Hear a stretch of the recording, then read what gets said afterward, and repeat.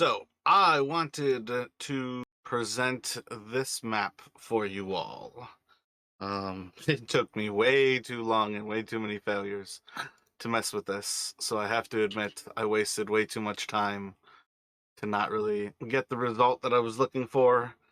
If we end up needing it next week, hopefully I will have something better. But I want you all with a better understanding of what you can do um, to be able to look at how your flight will kind of work out here. We are going to be picking up with you all effectively having taken flight after these creatures have attacked you, interrupting your rest. So you are going to have to make that decision. And it kind of puts it on Chris as well now that he has rejoined us with Taryn. We will have this idea of we can progress forward in what is effectively now like it's say like dawn time, in this dawn of the new day where you all are um effectively everybody right now is already exhausted, as we did push through at nighttime there. So the decision is going to kind of be to try to get more flight time in and risk more exhaustion, move a little bit beyond and potentially um, take a rest that might get rid of the exhaustion you've already built up.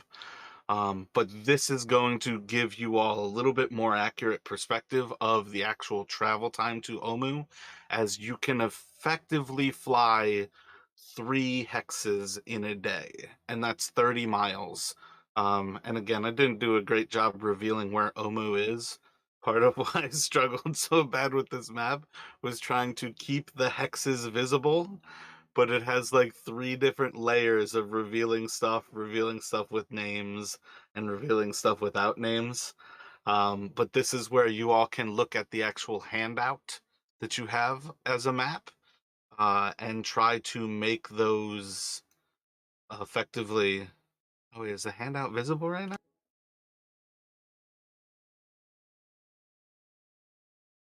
I Got just like a sorry. broken link. It's one more thing I just wanted to add to the recap that I forgot. In addition to like while we're traveling to Omu, they also asked us to look for the skull chalice of Chagakor, which is an ancient relic that I think would support the claims of the prince and the princess. It's been lost for for a very long time. The last I think sighting or mention of it was I think in Omu or near Omu. So just wanted to add that in terms of And the map. there's a picture of it in Discord.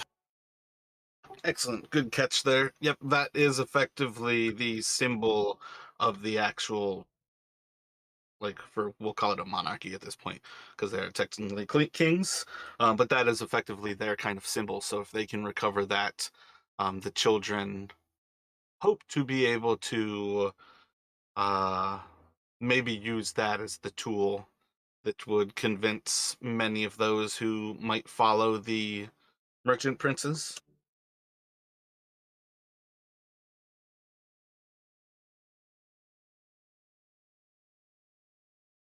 So Uh, sorry. Go ahead.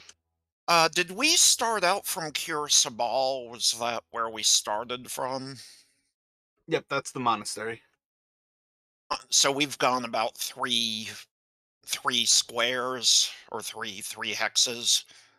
Yep, each hex here is 10 miles. You all can fly 30 miles in a day, and that is across about 12 hours of flying.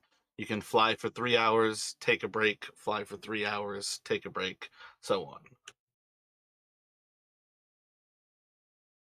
Well, what do you all make of this? I mean, obviously this flight isn't going to get us anywhere near Omu, even if we just flew all day and all night. It wouldn't get us to where we're trying to get.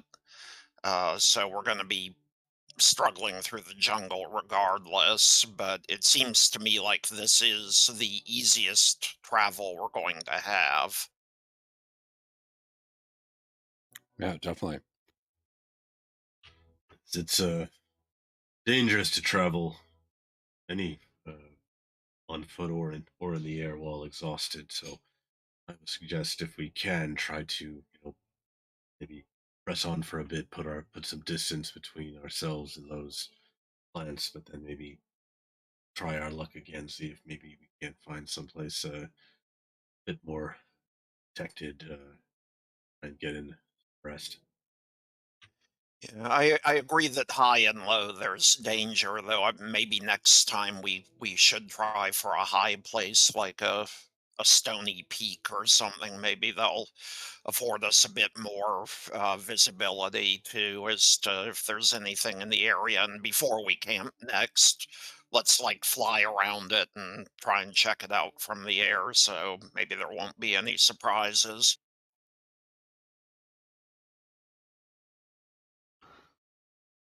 So, what are your thoughts here? Do you all want to try to put some distance behind you now? Are you just going to kind of move a little bit over in this spot of the jungle and kind of set down again and try to sleep?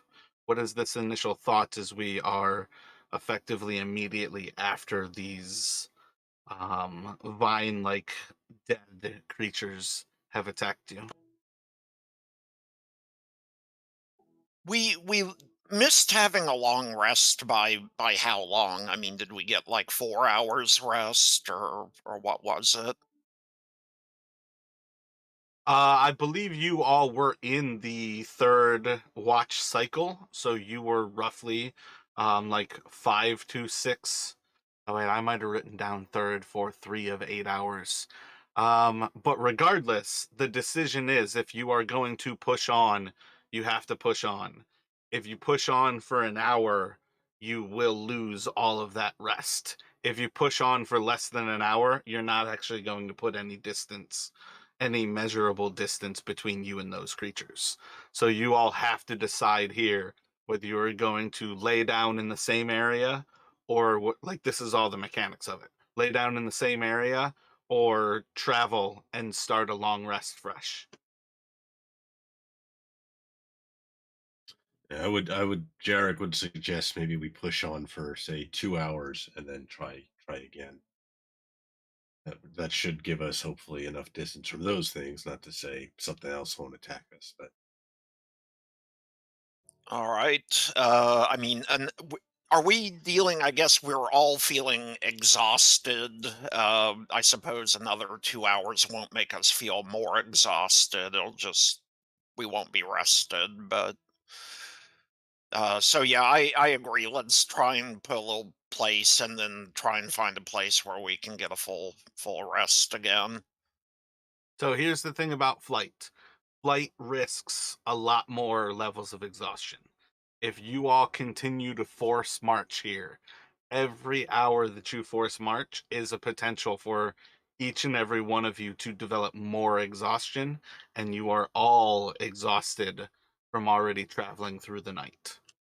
That's why I was trying to say when you all were in Kirsabal, if you traveled for 3 days nearly straight, you can make it to Omu flying.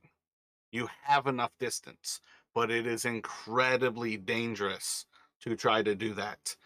And it was effectively saying, you could easily kill yourself by flying the entire way there.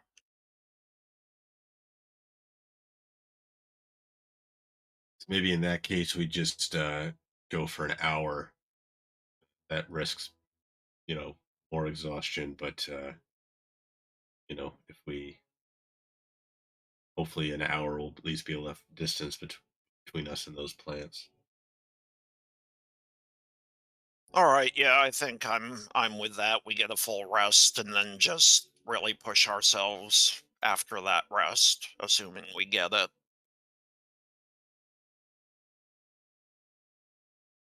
Taryn, Island, any thoughts? No, that sounds like the right plan.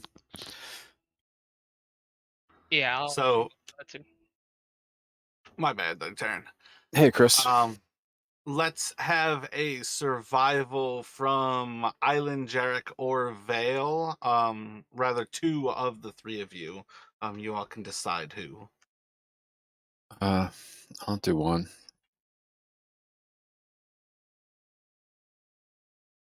Vale, you want to go for the second?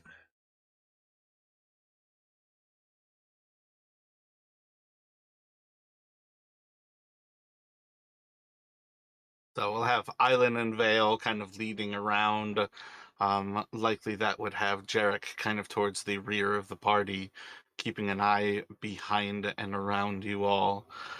You all can spend a little bit of time searching through this little section of area. You all, I believe, moved a solid almost like 100 meters or so off of the river, kind of to the west in that little cycle. And you can basically see that much of this immediate area is effectively river and the immediate coast of the river. You could find a little bit of shelter for yourselves kind of between that little zone where you would be in trees in cover of the actual canopy, and you have the deeper, denser forest a little bit more west of where you are. I feel like last time I basically described this immediate area as a little bit lighter tree cover next to the actual river. So those are kind of like the three general zones you have. The deeper forest just kind of moving even more further west. You have the lighter forest that you already kind of avoided, and then you have basically that river shore.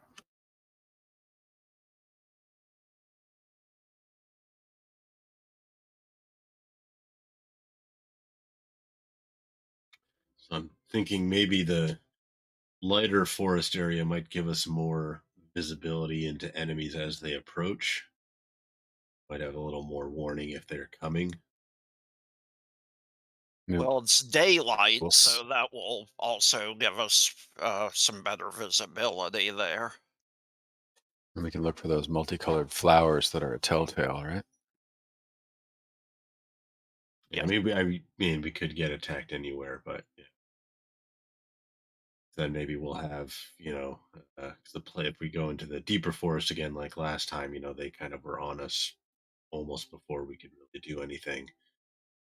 Maybe if we can keep a little more visibility, even if we not find like a clearing exactly, but something like a little less cover, a little more sort of yeah, visibility, it might be best. maybe with a little more elevation too. Yeah, so like the last time you all were camping, those flowers bloomed on you. There was not something to see ahead of time. Those things sprouted and basically bloomed. This is one of those things mechanically, you guys can do a whole lot to avoid stuff, but you can't just avoid everything because you want to. If you don't want to play the game, we cannot play the game. But like, there's only so much you can do to just avoid stuff. There is the possibility that you can do a lot to make some things not matter, like flying. But in the long run, like you guys are in a dangerous place. You're going to reduce some choices with some choices, and you're going to increase other or reduce some possibilities with some choices and increase other possibilities with other choices. Yeah, but I think it makes sense for our characters to be discussing stuff like this, even if we know as players that, there's just as much chance we'll run into an encounter. Well, that's part of why I wanted to say it like that. Like looking for the flowers is like, yeah, I don't want to camp under a tri bloom, but you should be recognizing these flowers act just as much like a carnivore as like anything else. Like they are coming for you as if the jungle is coming for you. And that's part of what I was getting at there. Gotcha. All right. Well, let's plop down in a All likely right. spot. Yep.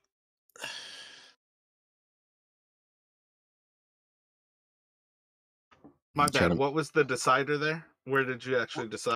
We're going for an hour's travel, and I think we're looking for an area where there might be where the jungle thins down a little bit, so we maybe have a little bit more warning of things coming. Yeah. Yep. At least like the non-plant based stuff.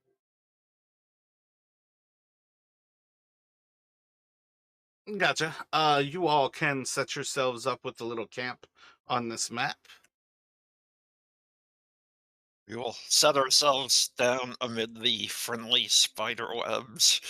What do you guys think? We're just anywhere as good as another. I think anywhere's as good as another. We've seen this map before. It's always different. So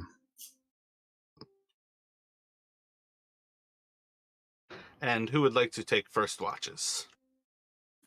I'd be happy to take a first watch. All right, then I'll take the second.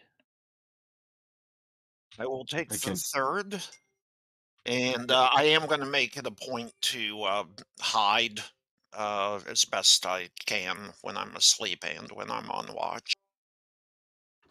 By doing. Um, well, I mean, there is some foliage around here. I guess I will like maybe prop up among some of these stones after looking them over. So you're going to hide into the flowers after having a discussion about how the flowers are the things you guys are trying to avoid. Sure, because as a cat, I am quixotic in my methodology. And then we've got Jarek, who is going to round out the actual watch here. If I can get some perception checks from Island. So yeah, your first watch is going to go by pretty seamlessly as you all set into this camp, jungle moving around you. There's certainly plenty of things to keep you active. Nothing big ends up coming too close. Nothing gets a little bit too shocking to make you decide to rouse any of your friends. I think that is going to move over to Terran, grabbing up the second watch.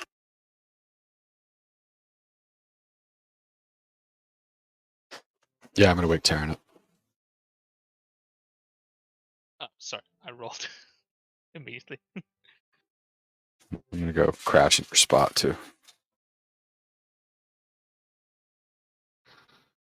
Alrighty, so Terran, your watch is going to go by in a very similar fashion here, as many things seem to be kind of moving around you all, nothing terribly close.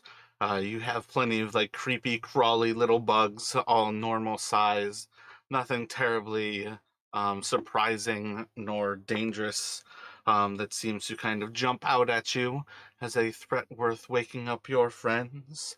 About 20 minutes, 40 minutes into your first watch, there will be an actual cause for rain, and at some point, it starts to go from just a calm little drizzle into a deeper and longer, um, or a deeper and stronger kind of downpour before, after some time, you're feeling like you're just kind of like sat beneath this wet tarpaulin, basically like attempting to keep yourself from just being absolutely soaked through and through.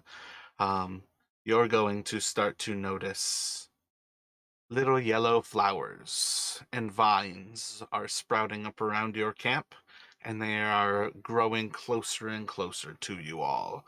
What would you like to do, Taryn?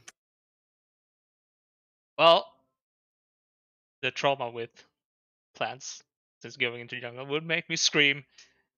Basically, yes. Everyone, wake up! We got flowers.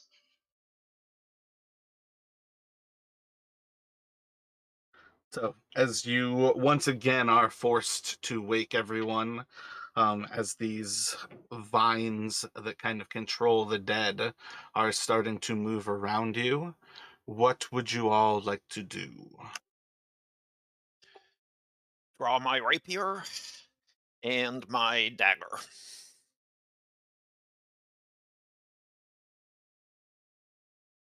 So, does everybody want to fight them? Yeah, Terran would immediately summon his daggers from the rings. You guys want to fly away again? The thing is, these things are just gonna possibly just keep harrying us until we die of exhaustion. Maybe if we could kill some off in a given area, we'll be able to get some rest after they're all dead. Maybe. Well, yeah, they're already dead. I don't get the sense that there's any limit to the number.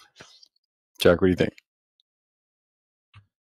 Sorry, my Bluetooth cut out for a second. I had a question. Would the sword have woken me at this point? Are we all up, or am I up? Yeah, effectively everybody is up. You guys are not immediately under attack. My point there was far more to give Taryn, I think he rolled like a 22. Yeah, he can see these things are once again sprouting around you all. My point here is that you guys can fight these. I will set up the encounter. But if you guys fly away again, I'm not going to waste any time preparing the encounter. And that's what I'm trying to see here. Is do you all want to fight something that you already know is pretty much a land predator? Gotcha. Okay. Um. Yeah. So Jarek's worried about, you know, pressing on too much farther. Might be best to try and make a stand here if we can fight these things off. Kind of claim the area for ourselves and camping. I mean, each hour we fly or go overland is more risk of exhaustion and a tougher fight if something finds us when we camp again. All right, let's take them on. And if we absolutely have to, I can at least protect us for a rest if we need it after this.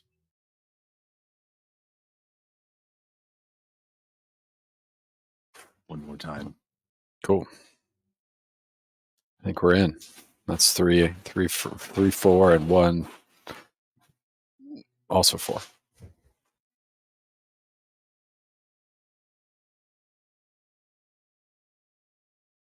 I'll be right back.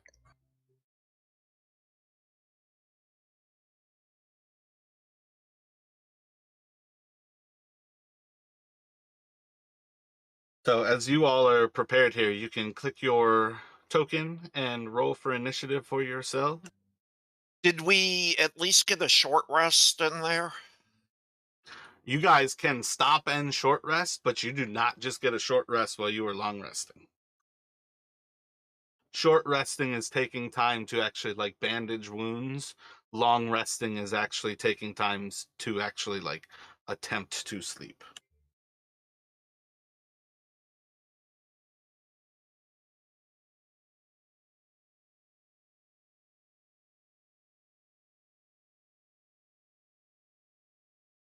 All right. I'm going to second wind then to heal some hit points. All right, save it at present. This is happening on your turn then. I think that's like a bonus action, but that's going to be what it takes. Be right back. Is it just me that's getting a little bit paranoid as we're rolling well for initiative? Oh, there it is. I'm having the opposite problem.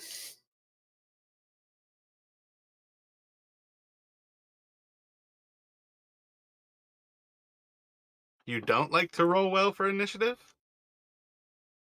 I don't have a problem with rolling well for initiative. I just feel like I'm wasting a 20 on initiative when that could be a hit or crit. You I don't always even feel carry off. those swords anymore. Jarek, what's your dexterity? Are you an 18 as well, or I guess realistically, this is one of those things to remind you all. I am down to do combined initiative there, where you two can actually share that turn, which means that you can do some pretty cinematic shit with each other to make everything cooler and potentially get extra bonuses. So consider that for yourselves if you two want to I know you don't feel well, Justin, but to throw it out there, if you two want to kind of plan this turn while I'm still getting these last few moments set up here. Yeah, I'm an 18 as well, so I think it would be the same. So yeah, I'm thinking kind of like you suggested. I think you've suggested before, Mara, maybe like Jarek like is to like Taryn like with me, and that way, you know, like Taryn can either, depending on how these things appear, like either hold an attack once he gets a sneak attack with Jarek kind of like taking the, while Jarek's dealing with it up front. Well, so it's distracted, so he gets a sneak attack, something like that. Yeah, my bad on that. Like the idea of doing the combined initiative is just that you guys hit 24. Your actual dexterity breakers when it's two of you is much more for me if I ever rolled a creature with a 24. So like you could basically move into position. He could move next to you. And then you can each basically give each other sneak attack. That's part of what I mean. That's super basic. But you could also do something like I am going to I don't know how to describe it without using action economy. So like I'm going to pick up Taryn and throw him into this creature as I charge forward. I'm going to action surge and make this attack, yada yada yada, like teaming up together. Um, but there's plenty of creative ways to do that. My point is you guys can access that if you would like to. Gotcha. Okay. Yeah, maybe Jarek suggests like, to Taryn, I'll, we make this thing together.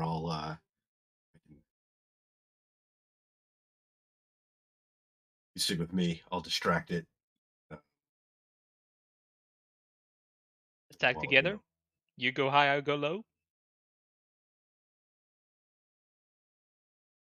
yeah, and essentially like Jarek can like he can use you know a distracting strike to give Taryn even better opening. Kind of follows up like right after him. Exactly. That's perfect.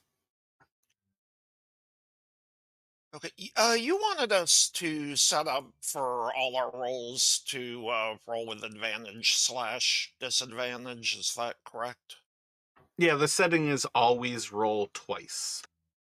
Okay, is that in roll 20 Be- or is that in? Beyond 20. It's the little red die in your browser on the top right or inside of roll 20. It's in the bottom right next to the send button. But if you go into the full options menu, make sure to have always roll twice set. And then the other one is to automatically roll damage and crit. Um, but let's see. I think I've got you all in here. I have. Let's see. Let me get a group perception check here. Taryn, you can have yours with advantage, please.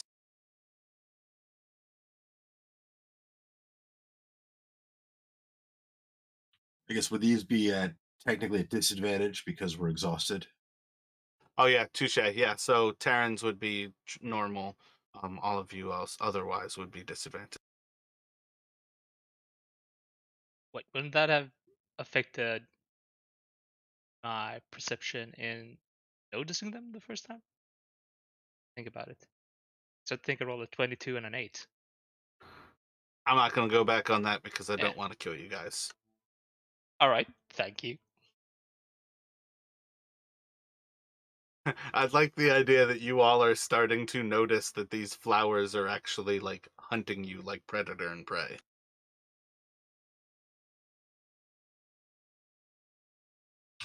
Got our scent now. Wait, did you roll your initiative a second time? Or am I just... I did because I didn't have my two roll thing turned on the first time.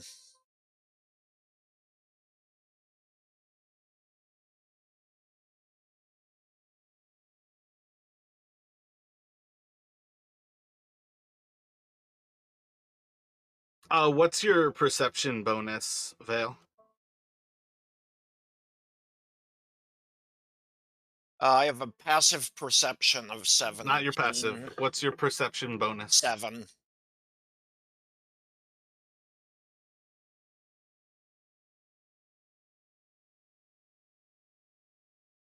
Alrighty, so kicking it off here. We are going to have Jarek at present is not actually seeing these creatures that Terran is giving you warning of. Terran, you can spot that there is one of these to the southeast of you. There is one to the northeast of Jarek, and right next to it is one of the kind of undead creatures that they draw up with its vines.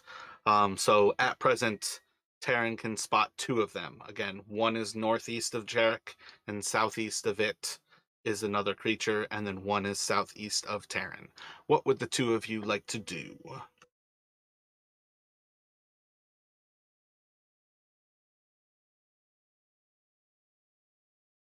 Well, Terran would point out creatures as he sees them to Jarek.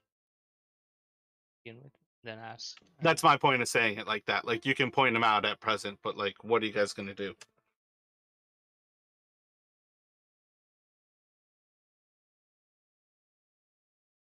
Well, Jarek's going to first thing is going to do is bonus action second wind, and then I think he's going to. I mean, he can't see anything, so he's going to, I guess, hold an attack. Um, With them pointed out to you, you can make attacks on them. I'll probably give them like a little bit of increased AC, not quite the same as them being invisible to you. But it's not entirely like blind attacking them. Gotcha. Okay. So yeah. So I think in that case, Jarek's gonna like kind of like as Taryn points them out, he's gonna kind of move for the closest one. Probably maybe the 1-2 is northeast, kind of calling for Taryn to come along and sort of. I think he's going to like he's gonna slash out with his uh, um, cutlass as he calls forth the thing, and he's gonna be like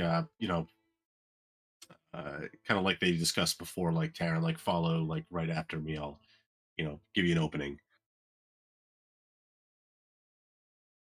Alright, yeah, Terran will follow and basically just wait until Jarek strikes to deliver his own strike. And gonna sorry, turn that one into a distracting strike as I'm slashing out again, quick succession.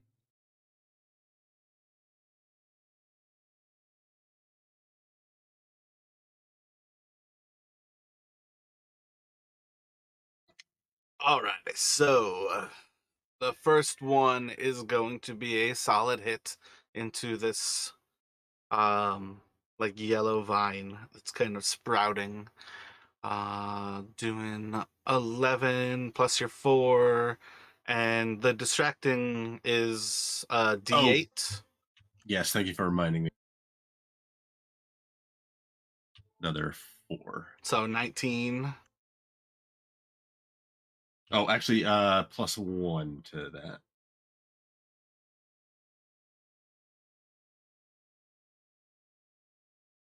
What's the one more plus one?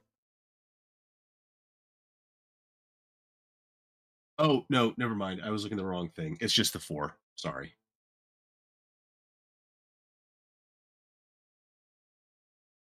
And then the follow up is going to be Terran coming in with another attack for 12 and 14 as he stabs into the same creature for another 26.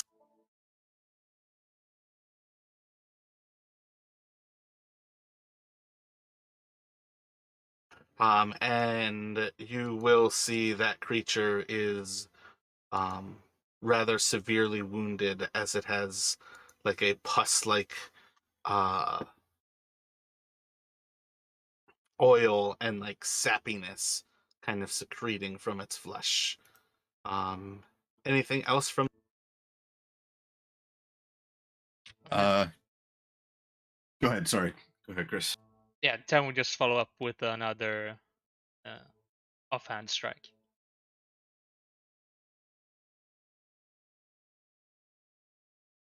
Excellent, solid. One more hit for 8 more.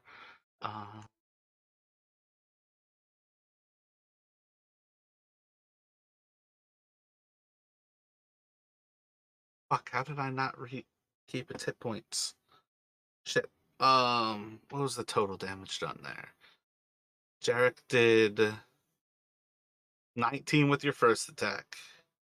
And then we got 26 from Chris's second attack.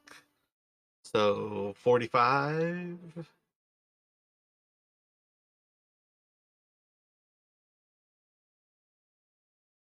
Why do I feel like I'm missing something here? The second attack from Jarek was 12 more. Did that 9 hit though? Yeah, oh yeah, 9 hits. Yep. These things don't have AC. They're just little plants. Fuck. It's so confusing having the two of you roll between each other though. 23, 31, 57. Yeah, so that second attack from Chris is going to be enough to actually kill that creature. And then Vale, that'll be good for the two of you. Yeah. Jarek's, yeah.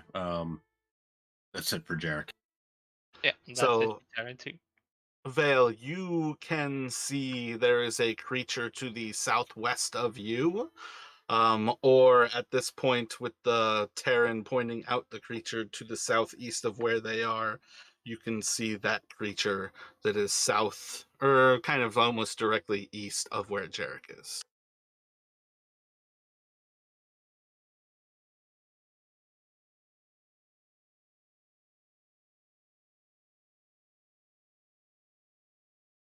Are you there, Vale? Sorry, forgot to press talk here. Yes, I'm going to go for the one to the southeast. And can you show me where it is at this point? What, you're going for the one closest to you, southwest of you, or southeast of the target that they already killed? I guess I'll go for the one closest to me. I am going to command my familiar to swoop down on it and perform the help action.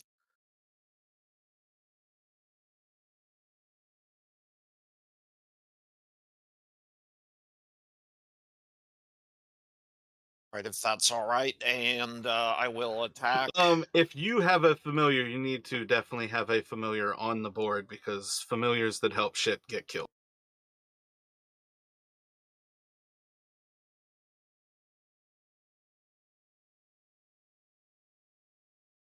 So I assume you summoned an owl. Shit, the familiar can be under spells, actually. That's better.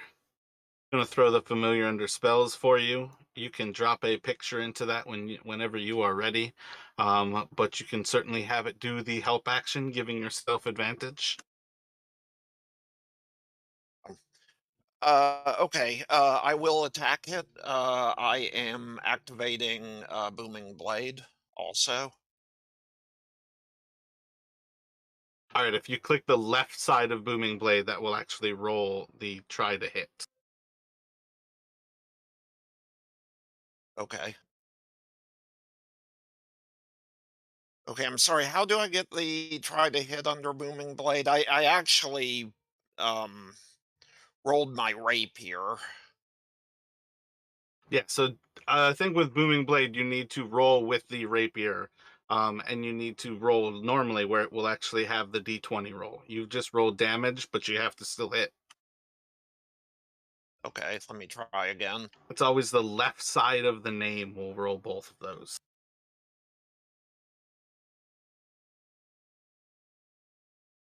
Gotcha. So 7 and 10, 23 to hit. Solid hit on that creature for 17 damage. Okay, did that include my booming blade? Booming Blade does nothing unless it moves. Oh, well, at 5th level, is that still the case? It is indeed. If it moves, it takes a little bit more damage. All right. I will then use the rest of No, my my. bad. You are correct. On hit at 5th level, it does the initial damage, so it'll do 8 more. All right. Should I just roll a d8? You already rolled it. Okay. We always take the first dice rolled. All right.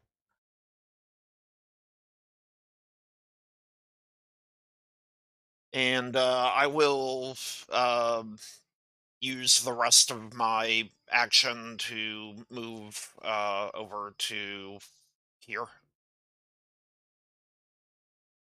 You're going to move away from it. It is Yes, going to attack. using the disengage from cunning action. All right, you've got to say these things. You have to actually tell me what you're doing. Okay, and that does finish my action.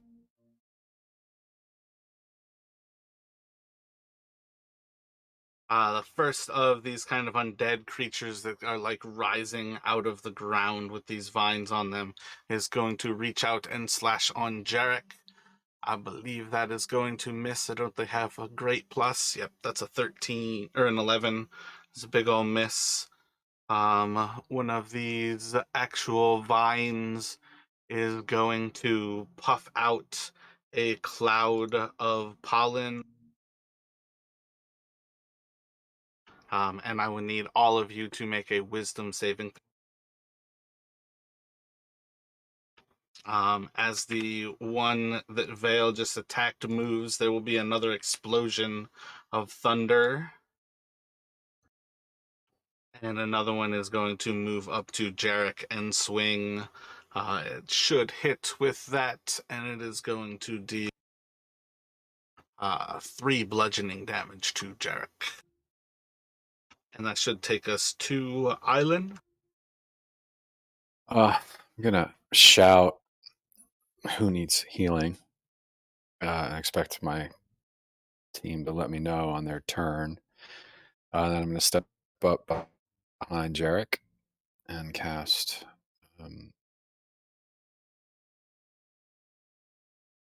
Healing Word. And I'm gonna cast a cantrip as well.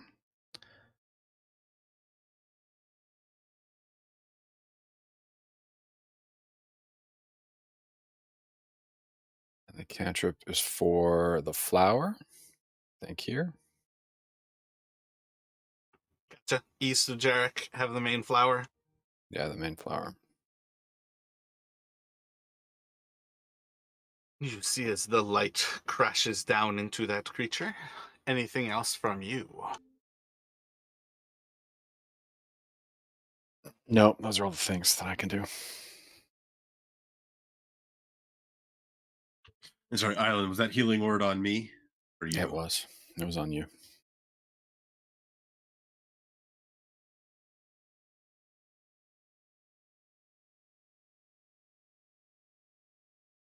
You all are going to hear as to the southwest of you, trees start to creak and moan.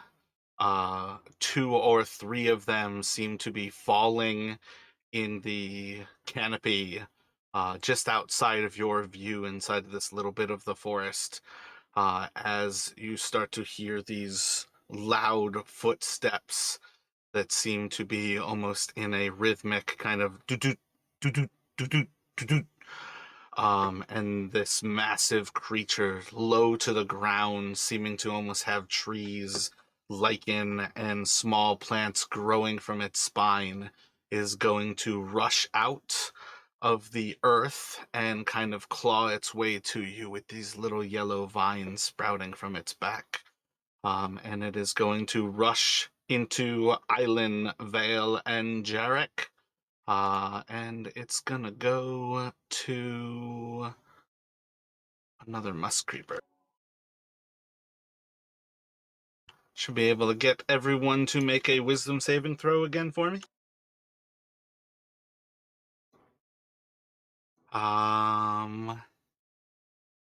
Yeah, this creature is going to puff out a gigantic plume.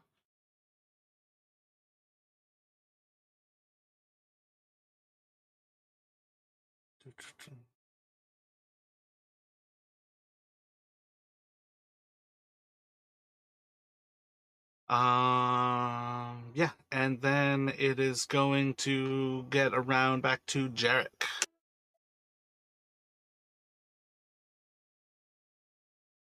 Okay, can I use my reaction to brace against the larger creature and attack it? Yes, you can. All right. Got to do that before I paralyze you, because if you did that, how that played out, you can't do anything anymore. But when I said the creature moves into you, that's when you would do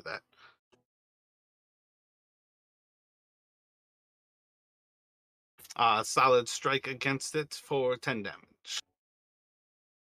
Oh, and I need a d20 from you, from this owl that is flying around.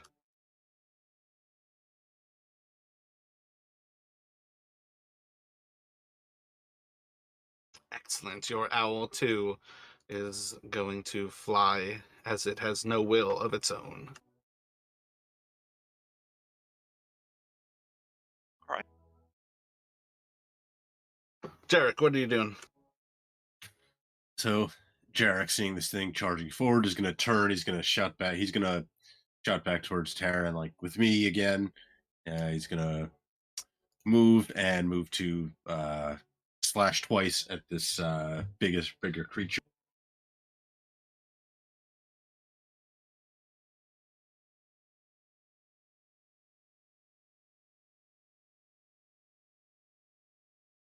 And turn that, if that hits, into a distracting strike again. Most certainly will hit. Before slashing out a second time, again with the cutlass at the same creature, obviously. Sorry. Second slash is going to deflect off of the creature's armor on its back. But the first stab in will kind of like go between these armor plates and seem to enter into some of the more like fleshy vines through this, as this thing is kind of like an animated skeleton almost. Any other like attack from you at present? Otherwise we'll go to Taryn. That's it for Jarek this time. Gotcha. All right. Taryn? Yeah, he followed. Just gonna ask, can I attack from where I am at the same creature, or do I have to Yeah, I actually? think technically actually I did get all four of you into combat. I'm pretty sure you are in its. Yeah, it looks like you are. Yeah, then I'll attack. Let's see.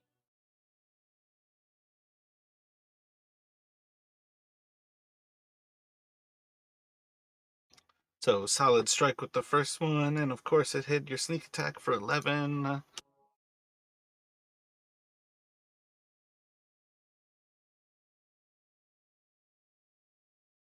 And then the second attack is also going to successfully find its way into this creature's armoring for 6 more. Then that would be it for Terran.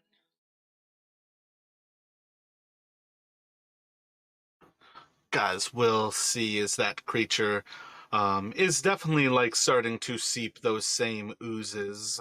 And Vale, what would you? Oh wait, no. Vale and the owl have both failed. Each of you are going to move to that creature that is just south of Vale. And it is going to go to the end of your turn. You can roll a wisdom saving throw for Vale. and then just a d20 for your familiar. Okay. So am I? I'm not paralyzed. I just have no will of my own, so I really can't do anything but move towards it. That is correct. I move towards it. Do you want me to move on to it or just stay where I am? No, you moved towards it last turn. That Okay. is where you would have moved to if you had any movement to go. Okay. All right. And then I get another wisdom save. And then a d20 for the owl as well.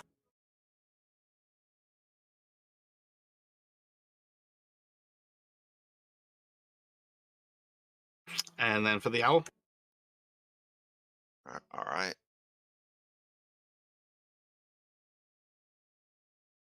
are they straight 10 across the board with familiars?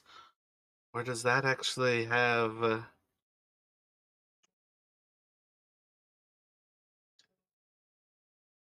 It summons an owl, I feel like, right? Like it actually gains the owl stats on familiar? Yeah. I s- I still have not been able to pull up an owl here. Let me see. It's +1 wisdom for an owl from the monster manual. Okay. So that would But be is that 12. actually what a familiar gets, though? Does it become the creature? Oh, I don't know. Yeah, it gains the statistics. So the owl will gain its own will back at the end of that turn. Yeah, you just need a picture of the owl in the same way that you created a token for Veil. Gotcha. So let's see.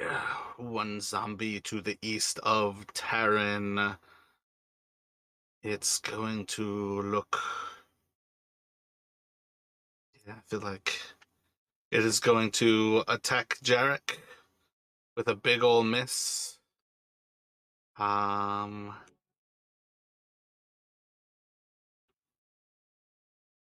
and then one of the pods is going to.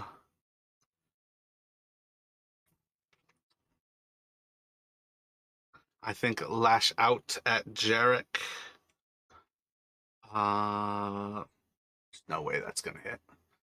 Yep, that also is going to be a big miss as just one of these like vines of this pod tries to like wrap around you, and it's just like failing to get any purchase as it's trying to like dig into the leather armor that surrounds you.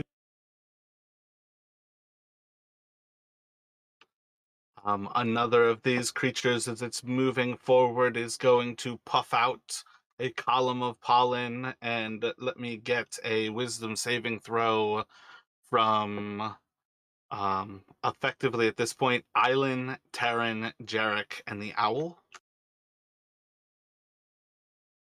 You can actually roll your own wisdom saving throw with Vale, you two. Oh no, I think the owl has +1 more than you. No, it has +1 total. Yeah, so it's the same.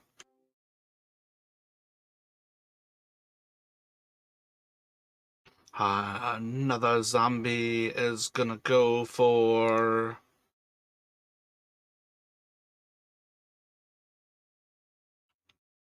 almost like just like slithering between the two of you, as the vines like kind of separate parts of this body, and like the arm kind of goes one side of you, a leg goes the other, and reforming on the other side of the two of you. It is going to bash out at Island and miss, and then that will take us to Island. And it's gonna turn on dead.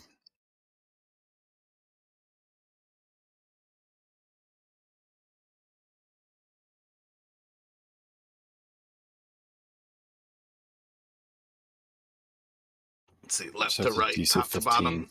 Yeah.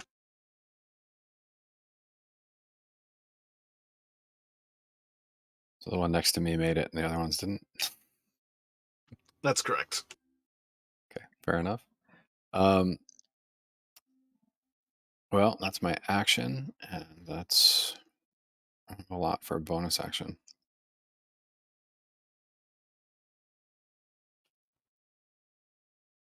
I'm gonna stand You right don't have there. destroy undead yet? Nope. I still have turn. I don't know when I get it. I'll look it up, but I still have turn.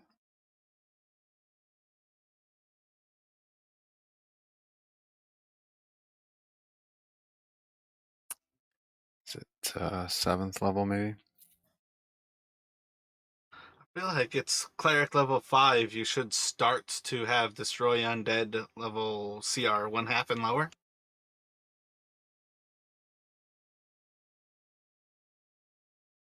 Well, it's not on my sheet, so It I'll go might still learn about it. say turn undead and then lower down show you destroy. Yeah, I don't have it on the Yeah, sheet, it's anywhere. at 5th level CR 1/2 or lower, and then it goes up to 1 at 8th level. So are we at 1/2 Yeah, or lower? destroy undead below your where it says ability score, above where it shows you channel divinity read thoughts. You've got destroy undead.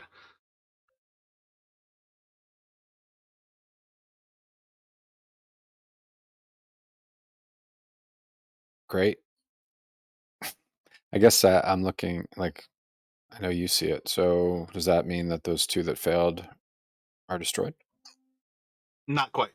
But if you look at your channel divinity, like that's from level 3 where it shows you channel divinity no action, channel divinity turn undead, and then beneath that you've got channel divinity knowledge of the ages. You've then got an ability score that makes it somewhat confusing.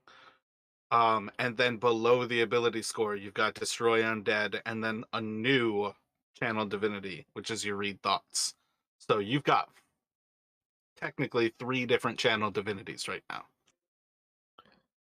Okay. I'm not seeing them the same as you are. Like I see 2 on every sheet. Where are you? Like I'm under actions, under No, all, or not actions under would be actions. attacked. That's right. It. You want to features and traits is where all of that stuff is.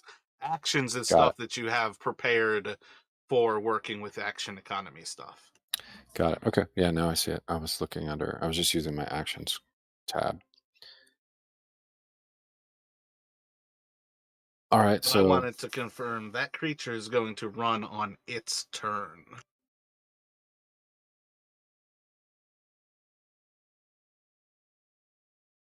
all right. Well, if the threshold for my level is Yeah. half, is anybody instantly destroyed? Just one of the zombies, one of the actual vine creatures, is being instantly destroyed. Cool. After that, the large creature is going to start to flee from Island, and you all will be able to take opportunity attacks if you would like. Don't really see how it could get away I'd from like. that. Jarek will slash out at. Yeah, same with Terran. And me.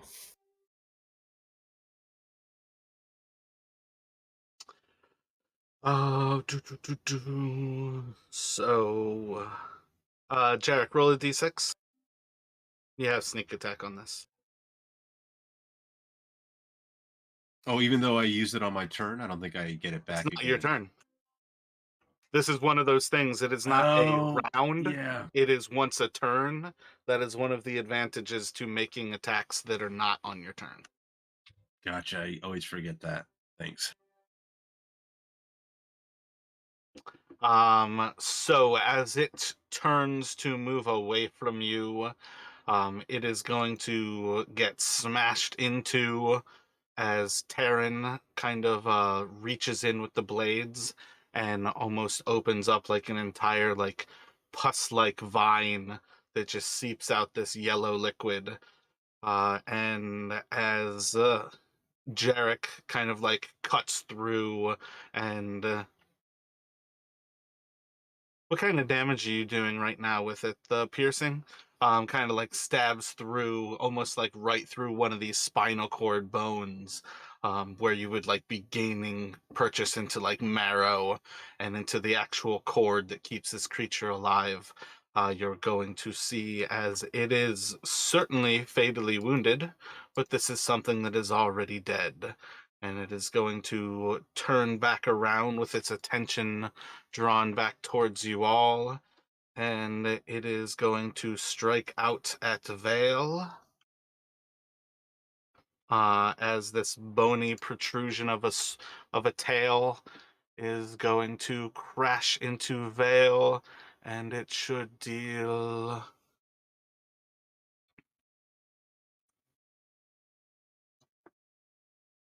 15 bludgeoning damage to Vale. And I need you to make a strength saving throw at disadvantage, please. All right, hold on.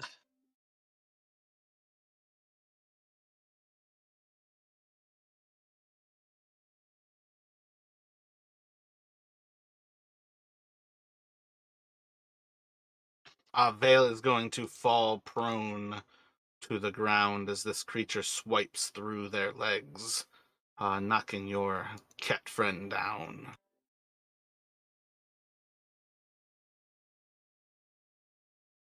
And then the creeper should have rolled for the owl. It's in there. You need a token for that owl so I can target it. Okay, I've Um, been trying to make one. I'm still not sure how to do that. you just need a picture and then that same token generator. You want to put Okay. the picture in the Discord? One of us can make a token for you. I'll do it. Okay, I'll get an owl.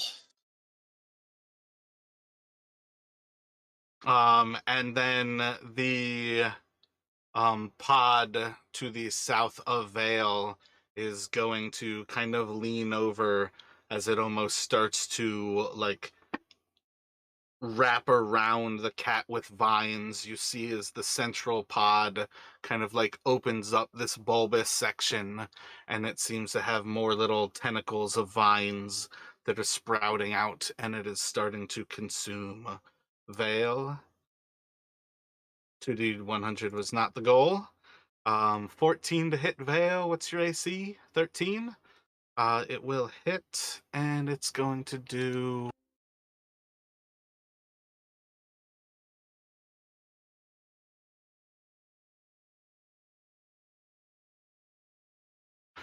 22 psychic damage to you. Okay, I am basically going to be making death saving throws at this That point. takes you to 0. Yes. All right. If the target is a humanoid that drops to 0 hit points as a result of this damage, it dies and is implanted with a yellow musk creeper bulb. Okay, so is that it for Vale, or is Vale... Can Vale come back from this? Did we ever get diamonds in this crew? Don't think diamonds. No. Oh wait, no, Uh, there's no resurrection in this whole campaign. The all whole right. point of this campaign is there's no resurrection. Yeah, that is 100% the end of this character. This is where I would say you are perfectly welcome to create another cat person. Essentially, all you really need to do is replace the name, unless you had something else that you wanted to play. But considering you already redesigned Vale for today, I would say just think of a new name and we'll introduce your new character just in the next few moments, kind of thing here. Okay, Vale's brother, Veal, or something like that, has been looking for him. Veal is spelled the same way as Vale. That So if you is go to absolutely not acceptable by me. Okay. so if you go You to can be as 0, uncreative as you want to be, but at least create a new name. All right. I'm not if you, saying Veal instead of Vale.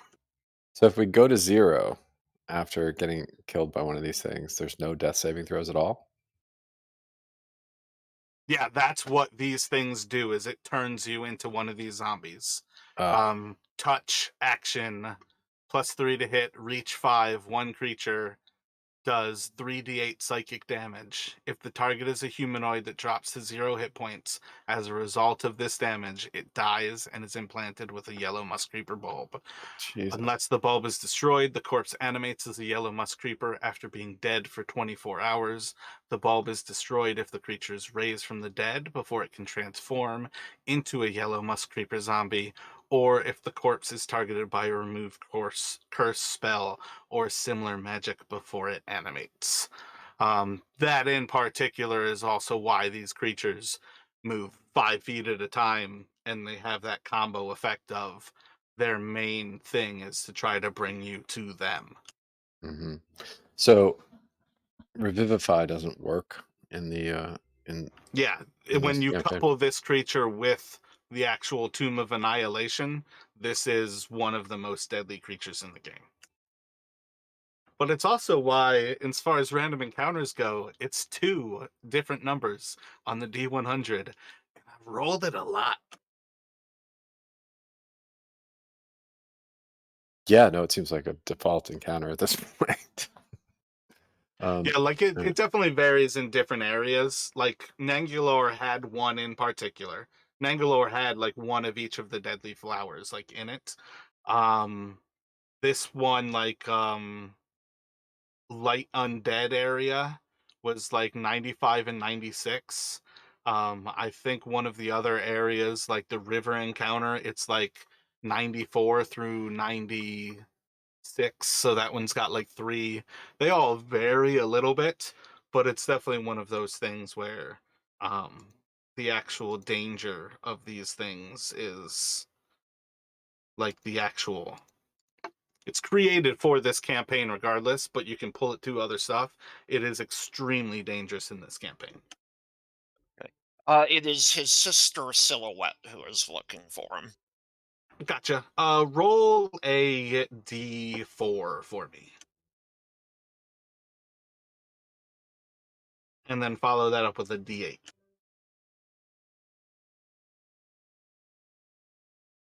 So 5 is 1, 2, 3, 4, 5.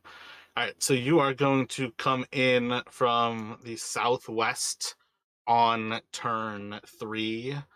You can re-roll your initiative with Silhouette, but more than likely this is going to be the type of thing where they'll clean this up, and we'll just go to you all meeting Silhouette. But it is going to rotate around to Jarek. What would you like to do here, Jarek? Yeah, so Jarek, seeing this thing turn back around, and but seeing Vale, he's essentially calling it like, "Hold on, Vale," and he's like, as he's saying, that he's stabbing out to try to finish off the big thing. Yeah, like you guys again are. It was pretty good description how I got it before the rolls, but you guys are watching as this thing is like pumping sap into Vale. It's almost entirely within its body. You guys had this mortally wounded with that last attack. That attack right there is going to kill the Ankylosaurus.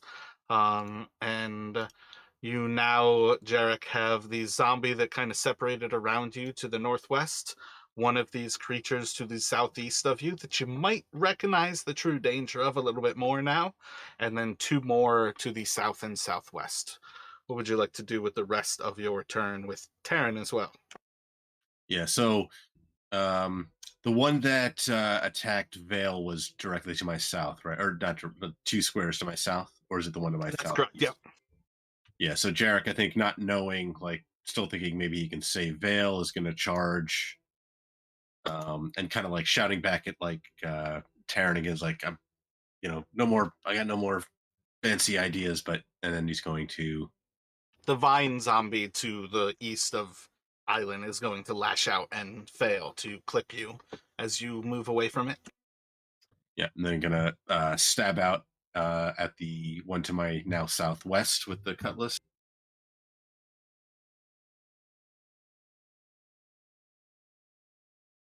That's a solid hit.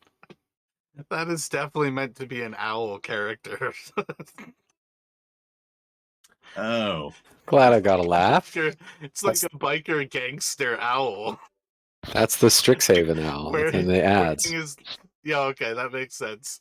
It's like wearing a leather jacket. He's got like dragon tooth necklace on, Yeah. sporting all his bling in case he gets arrested so he can bail himself out. I thought he was pretty smug, actually. Yeah. And then with my bonus action, I'm going to uh, speak a word, and you're going to see the cutlass kind of transmogrify into a kukri. Excellent. Yeah, my bad. I didn't actually say it, but that was a solid hit with that second one.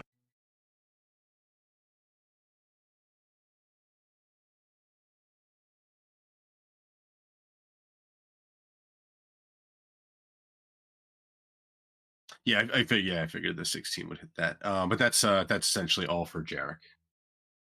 Gotcha, Taryn. Are you going to rush up and get in on that same creature?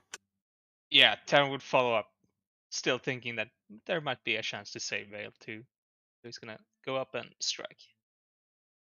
Theoretically, I'm going to move you over one that we would still have Vale's corpse kind of right between you two. Yeah, all right. Unless you wanted to stand over it. I guess that actually works Uh, too. okay, yeah. It's bigger. Yeah, I'm probably go for the closest distance, as long as I'm not stepping on him. You feel something gooey and you kind of wonder, like, was that sap or a face? God damn. Solid hit with the 12, dealing 17 more.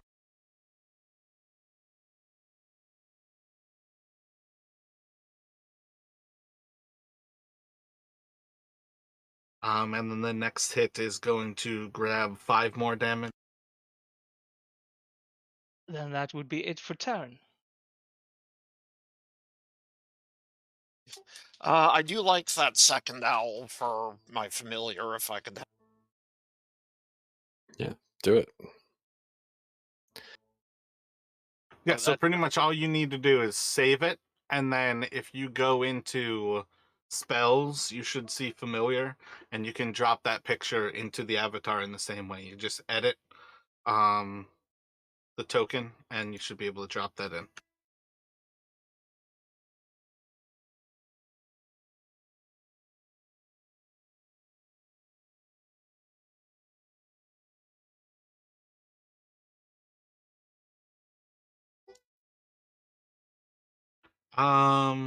So this creeper is going to 2 is Terran. This one from behind you is going to lash out at Terran with a 16. I believe that will hit your DC, your AC. yeah, that's just one over my AC. And it is going to start to latch into you with its little vines and start to pump in its sap, and you will take 11 psychic damage.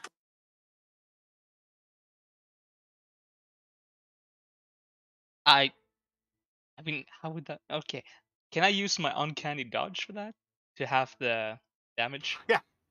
You can take 5. I'll do that.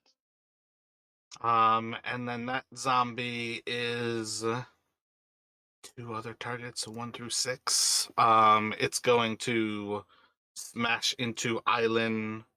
Should hit with the 22. Yeah. Wait, is it a D8? Yeah, D8. And it'll do 7 bludgeoning damage to you as it like smacks into you with these vine-like hands.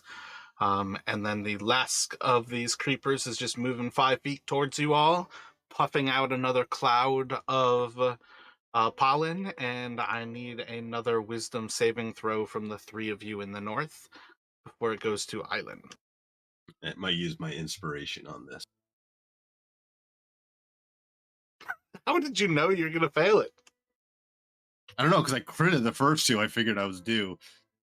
Oh, okay, touche. How But many do you think you need? I don't think I have enough. I only have 4 inspiration with Jarek, and I'm thinking it's maybe like in a 12 DC. Do you think you're gonna do it, or are you gonna save him? I've got you at 5 inspiration in this campaign. I'm not sure how we can't keep your inspiration the same. Yeah, I mean, if I have 5, I'll use all 5. Alrighty. So we will drop you down to no more inspiration with Jarek, and all 3 of you are successful.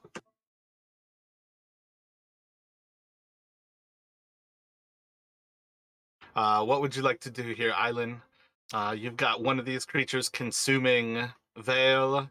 2 of them are now attacking your friends. One is kind of moving towards the group, and you've got one of these little zombies that's kind of lashing out at you with its vines. Yeah. I'm gonna move around the zombie over here. Um,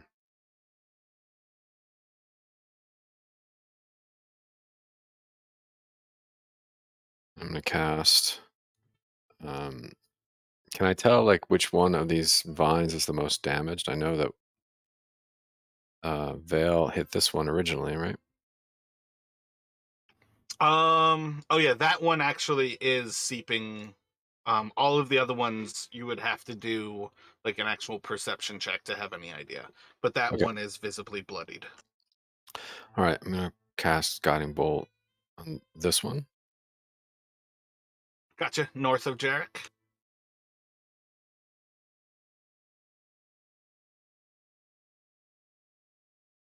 Yeah, sorry, just 1 second. You are currently in combat. If you stay there, it's going to be at disadvantage. If you move out of combat, it won't be a disadvantage. Okay, yeah, I'll move out of combat and take the attack of opportunity. He will swing on you with a 14. I believe that's going to miss. No, that is your AC. 14 hits, yeah. It's going to do 9 bludgeoning damage. I'm coming, sorry.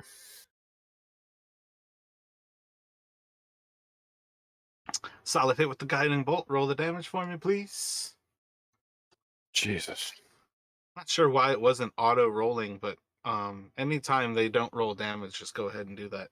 11 damage. That one will light up for you all to have advantage on, and I think that's going to send it on. Do you have any bonus or more movement?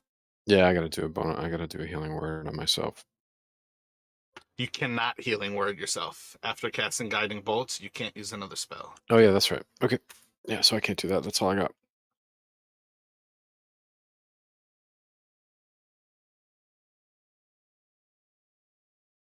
This whole time I've been so zoomed out on that map for 0 reason. It's gonna go to the creeper to the south of Terran. It is going to target Terran. 16 should hit. It is going to do 8 psychic damage to you, Terran. Where's everybody at hit point wise? Island, Jarek, Terran, everybody over 50% right now? Where you all at? I just dropped below. Oh no, actually, I am above 50% actually. Can't wrong. Gotcha. I'm at Yeah, Jarek. 42%. Jarek looks fine.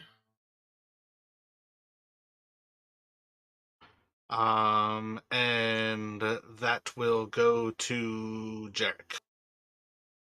So Jarek's like shouting, like, "Hang on, Taryn!" As this thing is like kind of digging into him, and he's gonna, and he's like drawing his short sword. He's stabbing out with his with the now kukri blade, and then following that up probably with a short sword stab into the same thing. Going for the southern one? You Yes, guys that's have the one. advantage on. Gotcha. That's the one that's got Taryn though, right? That one had they're Vale. not technically grappled or anything. Like my point is these things reach out with vines, and it's attacking him, dealing the psychic damage. But he's not actually grappled or like restrained. You got advantage on the Gotcha. one above Okay. you. Yeah. So in that case, I guess seeing this thing light up right, in front of him here, he'll attack the one to his north. I thought that was the one that was attacking Terran too, but maybe I got Solid it crit. wrong. Roll your sneak attack, double that. Damn. And then I would probably do a distracting die to throw 2d8 at it as well. So I have used up all of mine. Gotcha. That's kind of what I was trying to get with it, like the amount of fancy ideas thing.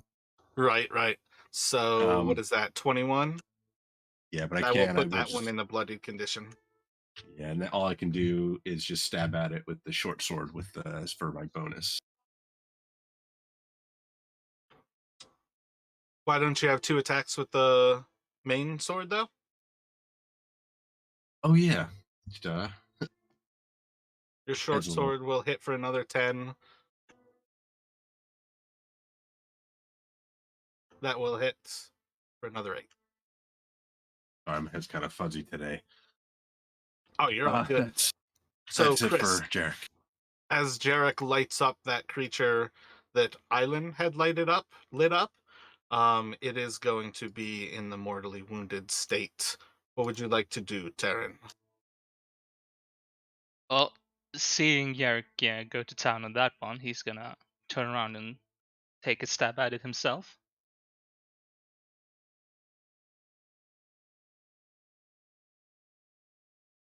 And without sneak attack, if he can. So just a regular attack. Gotcha. Uh, in the future, that's one of those things I definitely want you to let me know that ahead of time. Not once you see the dice. Like once the dice are rolled, usually that first attack's Oh, always your sneak. I But you can sneak attack on the one beneath you. okay, I didn't even know what I rolled, so I got you. My point is to make sure like sneak attack is yeah, kind of like a default always your first attack, just because if you hit, you want to apply it and not risk it. yeah, I get it. I'll be a bit quick to call them. Then I'm gonna the one that attacked me before. So let's see.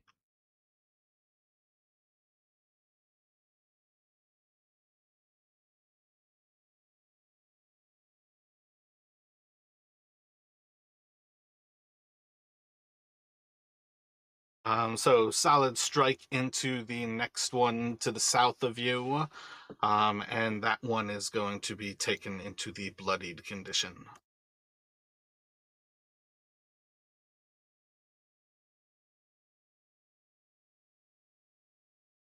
I didn't actually keep count. I don't think it really matters too much. This creature's going to move 5 more feet, and it's going to puff out another cloud of pollen. So if I can get a wisdom saving throw from everybody.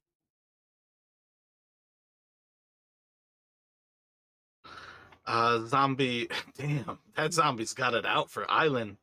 Is going to close in on you, reaching out with the vine to strike at you. It will grab into a feeble space in your armor, and it is going to deal 11 bludgeoning damage to you.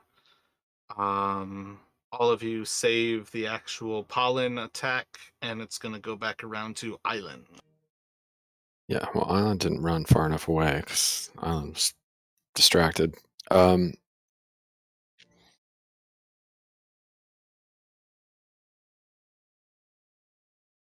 So I need to cast on this thing, but from right here. So I guess I'll cast Toll the Dead. Gotcha. It is not missing any hit points, but you can certainly toll the dead.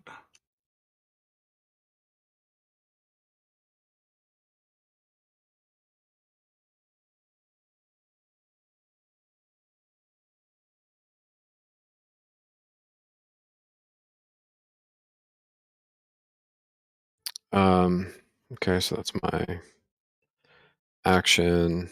I'm gonna cast a heal on myself for bonus action.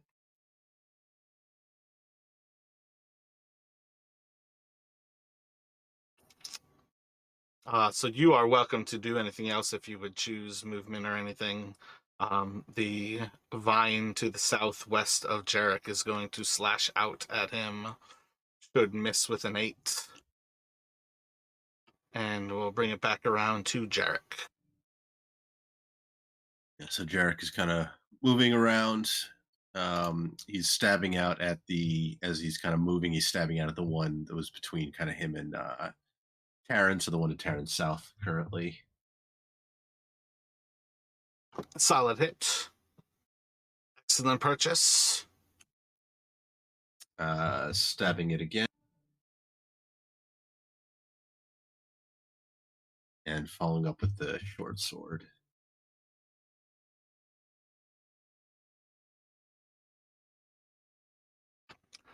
So as you are slashing through and then piercing into this creature, you are able to um, separate most of these cells as they kind of like crumble into this mush of like flesh and vine. It's almost like arteries pumping this stuff still into the corpse of Vale. What would Terran like to do as this creature seems to be dead on the ground? Well, Taryn would follow up and seeing the other one die would attack the one still living. So let's see.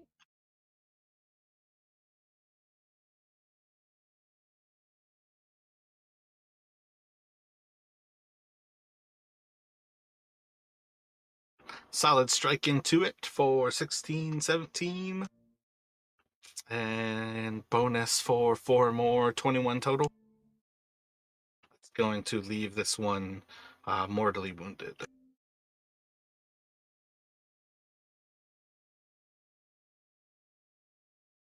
And that will bring us to Silhouette's entry from the southwest. All right.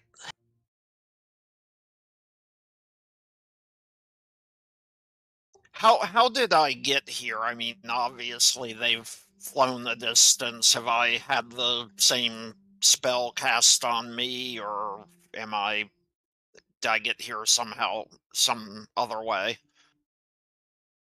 Normally, I don't want the narrative to fuck with the story overall.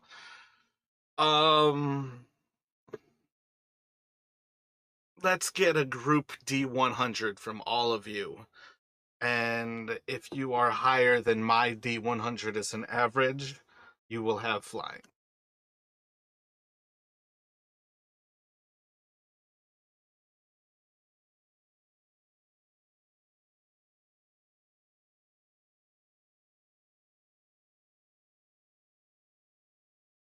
$216, I think, is what you guys got right there. Average of 54. No, you are not going to have flying. So this is going to kind of alter the course of the travel a little bit here. All right. Okay, well, I guess since I didn't fly here, can it be that I just received word that my brother was traveling people in this direction and I happen to I be am in the area? If you need a narrative reason to be here, I never care about the narrative to get you actually playing. I don't want you sitting around doing nothing. We are going to have my ethereal bartender is going to wherever you were. It doesn't matter in the past. At some point, you will have a door opened up into space before you, and you are going to see a tall figure who is cloaked in darkness, wearing a hood over their head. They're going to almost like unzip this door into your reality. And you're going to see as the door opens, you see a crowded bar and tavern before you. You're going to hear as the voice invites you in. Your brother is in need of your service. If you would be so kind as to follow me, and you'll see as this figure kind of presenting the door open is going to wave their left hand to kind of invite you into the tavern, and you will eventually walk on in, spending an odd, unknowable kind of amount of time inside of this tavern. You will eventually have the bartender come back to you and kind of present you with this moment where they say to you, "We are at the time destined for you to meet your sibling once more. Please follow me this way." And they're going to put a key into that front door. Opening up the door, you are going to see the jungles before you. You are going to see about 80 or so feet to the um, and straight ahead of you. You are going to see the last few moments as you see these two people slashing and cutting away at this viney green creature that's seeping out this yellow sap. And as they kill this creature and the final bits of its flesh drop to the ground, you will see the corpse of Vale kind of falling away from this creature as it seems like this yellow sap and vines start to melt as they emulsify, and the corpse of your brother is left motionless on the ground. And that's where you're coming.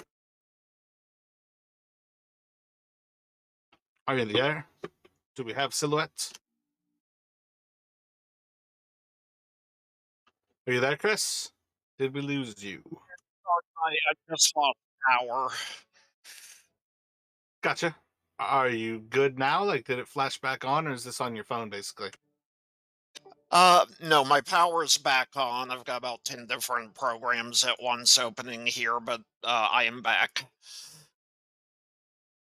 Was that essentially just you rushing across the board? Or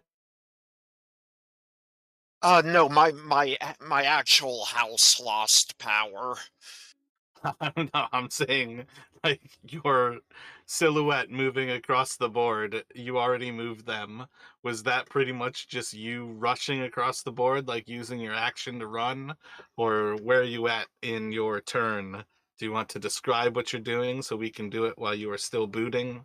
Okay, yes, I saw some action going on in the distance, thought it may be where my brother is, since I've been passed through the cosmic bar, and I am approaching with the hopes of helping my brother.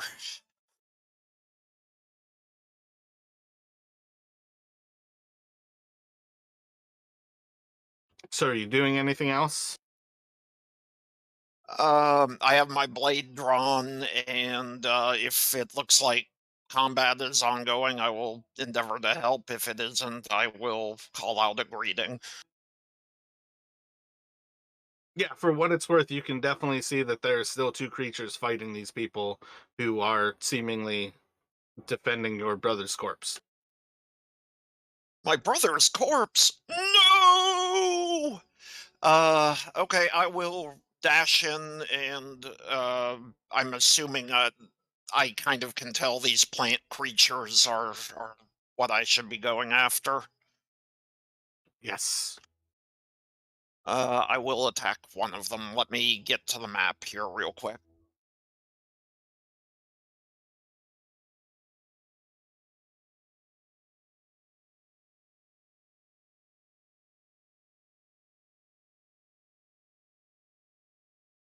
All right, I've got you at like moving 60 feet already to where you were at. I think anything else movement wise would be jumping into um where you have to actually use a dash action, but you could cast Firebolt or you could throw something. I will cast Firebolt. Hold on. I'm still trying to get some things open here, but let me open up D20 and I will cast it. So, assuming he does not kill the creature, I am going to roll its while we wait there. See who it is going for. It's going to go for Jarek. Trying to hit Jarek with an 18 should be successful. 9 psychic damage. Just kind of keep that in mind, Jarek. If it does die, that's not going to exist. Um, the creeper north of Aylin is going to slash out at him. Holy shit. And it's going to do 5 more bludgeoning damage to Aylin. And then that will take us to Aylin.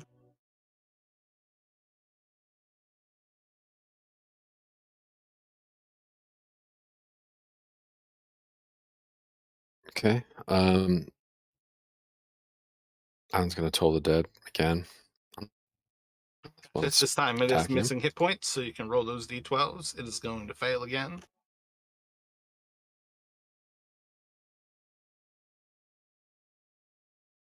I just lost my sheet. 1 second.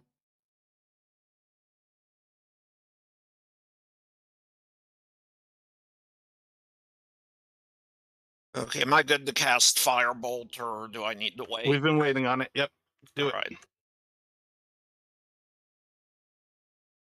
Any bonus action from you, Island, or any other movement? So movement. What kind of condition is it in after that? It's still alive. I've gone to. You guys aren't going to get a condition update until you're done with your turn. Okay. So that way, you guys know, like, if something is a threat, you have to attack it to end the threat. I'm gonna bonus action healing word again on myself. Gotcha. So as Okay, there we go. I'm Island's done. turn is going to end there, that creature is going to be mortally wounded. Jarek, if you remove those 9 hit points, add those back on, as that vine is going to burn up as this firebolt comes out of the southwest, and it kind of like pops like a big old zit. Gotcha.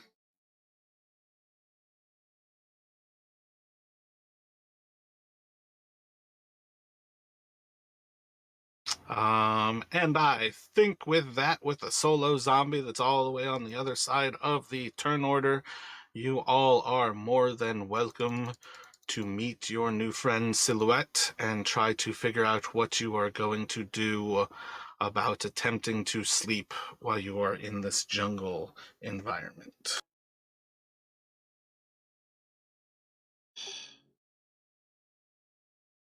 Yeah, so Jarek is kind of, as he sees the firebolt, fling out and destroy this thing kind of in front of him, just as he was kind of readying himself to attack it, he'll look, down towards his southwest and see a creature that, like, at first glance almost looks like Vale, and he's like takes kind of like does a double take, but and he'll call out, you know, uh, thanks for the assist, and he'll move uh, towards the newcomer as he's kind of moving to kind of clean off some of the gunk and stuff off of his weapons. All right. Approaching you is someone who very easily could be the female twin of your late companion Vale. She approaches, saying, "My brother, I see him there. You, you were traveling with him? I heard he was coming this way." We were. He was. And I want to go over and attend to him to try to understand what's going on with this bulb that's been inserted. Yeah, you can do a medicine check. You can do Arcana, or you could do Nature, depending on what you would like to learn. My father told me that Vale never should have taken up with those bird folk. Who are you? So, as you start to investigate the corpse, you are going to see that there is no life left in this body. The body of Vale is dead, and from within it, you can see that there is almost like a fist size bulbous vine like heart that is in the center of this inside of your friend. Um, at one of the wound points, and you can see that it is still actively growing these almost monofilament vines that have just that kind of like greenish hue to them, but they almost bud little yellow dots, and you can see the signs that this creature will soon become one of these dead yellow vine like creatures. It is no longer Vale, this is a plant. And it is consuming this body moment by moment. All right, I'm gonna report that back to everybody. He's turning into one of these zombies. I'm gonna try to cut that out of him. There's nothing I can do to revive him, but perhaps we can let him rest You in can peace. take a moment to cut it out, and you're going to see as other little nodes are starting to grow. And now, when you cut it out, there's 9 little tiny nodes that over the next minute or so, all of them go from like the size of your pinky nail to like the size of your thumbnail, and then in another minute they're going to be the size of a fist. And now there's 9 of them. Burn it, burn it. I will cast Firebolt on it.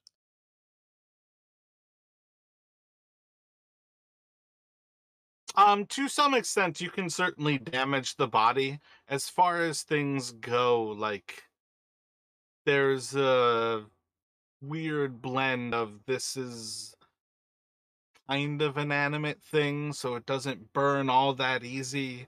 You're like, firebolt is not just something for creating fire so much as you could start fires at times. But you guys would have to actively create like some sort of like beer, some sort of like cairn to consume the body here. Guys, I just had like a computer failure that's gonna take me out. I gotta deal with this. So If we take a break here, is there a possibility that like you can come back as we kind of finish that? yeah, I It's at could least worth a try. try, maybe. Yeah, I just So lost the yeah, screen. I just lost the screen on my laptop, which I is like my gotcha. work machine. So So uh, let's take a break here. If we come back at 20 after, we'll go forward with that. Obviously, if you can't manage that, Larry, like, do you? But let's see what we can do from there. And if it even All right. seems like it's close thanks. too, we could perhaps make it like a little bit longer of a break as well. But, you know, if you feel close, we'll wait to get you back in. But I mean, it's going to be role play almost regardless anyway. So, but yeah, let's take a break. See you all shortly here. Yeah. Be back in a few. We got Larry back right now. Yeah, a very distracted Larry who smashed his work laptop screen. So I'll see if I can. Wait, what happened to the screen? You said you smushed it? I hit the back of it on the counter, and the screen's dead on the laptop, and I gotta figure out how to work tomorrow. But I have a screen set up, so I'm here for the moment. It's a bit of a disaster. Can't you connect your laptop to a screen though? I can. It's the projects that I need to be working on tonight and tomorrow, the rest of the week, that I'm concerned about. I don't work here, so I gotta figure it out. But anyway, I'm on and I can see what I'm doing. So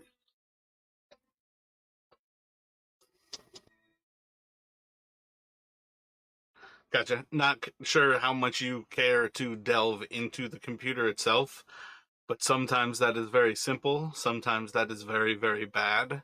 But if you cared to, sometimes it is as simple as the actual cable.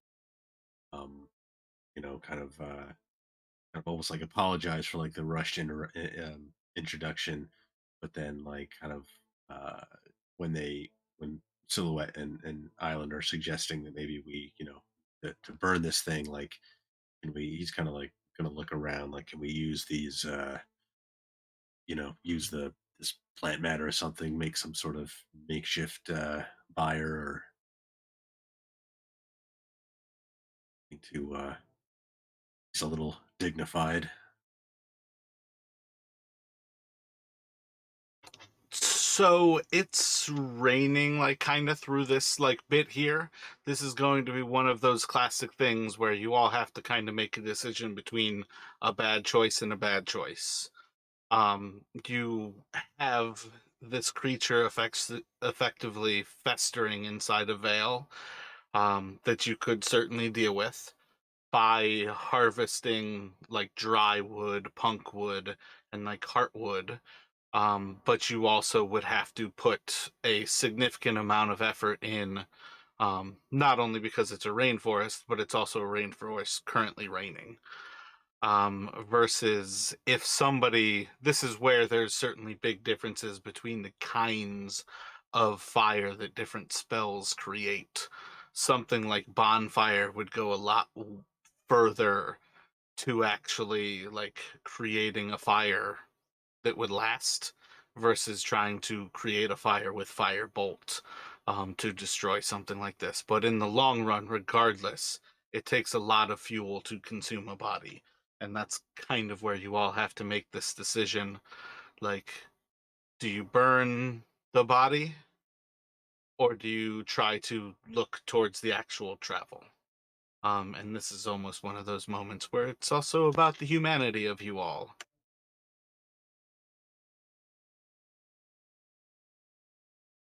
Silhouette is very much not wanting her brother's body to be left this way, to sprout some undead. She really wants to attend it. She says she does not know you all, and although she would like to assist with whatever and find out whatever her brother was involved with you for, if you must be off, I will stay and attend his body, and perhaps we will meet again if your hurry is such that you must leave immediately. But if you can stay and help put my brother to rest, I request you do so.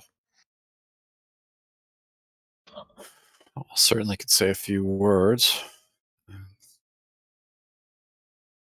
Well, name's Taryn. Sorry for your loss. And yes, we can, at least I would certainly help you put your brother to a more permanent rest. Yeah, Jarek's gonna kind of looking at the other sort of like zombie like plant like creatures that we've killed. Like no one deserves that. We'll we if we can, I'd like to help as well. Got I've got torches, but we're gonna find any fuel out here, or perhaps maybe there's some dry wood if we find some if we spend some time. I saw an overhang a way back. Perhaps I could go there, and maybe there will be some drier wood there. Uh, the rain may not hit it as directly. You have to roll for stuff like that. This is a dice game. I gotcha. You I can't just gotcha. narratively write dry wood into the story. It, I left that as an open, like, make a survival no. roll thing. You can roll a survival check to see as you guys put effort into trying to find dry wood for this. It could be Silhouette and then one of the others if you would like to have. I mean, realistically, you guys could send away Island and Jarek as well if you want to send 3 people away from camp at present. Yeah, Jarek would go to help look for wood.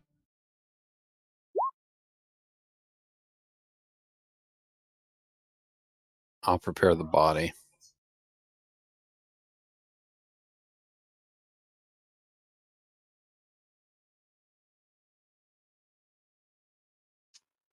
I would say over the next hour, you all could spend enough time collecting different punks and heartwoods in order to get effective, dry enough wood that after kind of collecting things underneath your tarps, you can start a fire that can heat some more wood and dry that out to where you have enough to create an actual corpse consuming beer for Vale's body. And you all can kind of progress forward from there. But that's going to basically be about an hour to get everything collected, and you're looking about another hour to actually get the corpse burning. So you're like 2 hours later, as you all are like watching the start of this fire.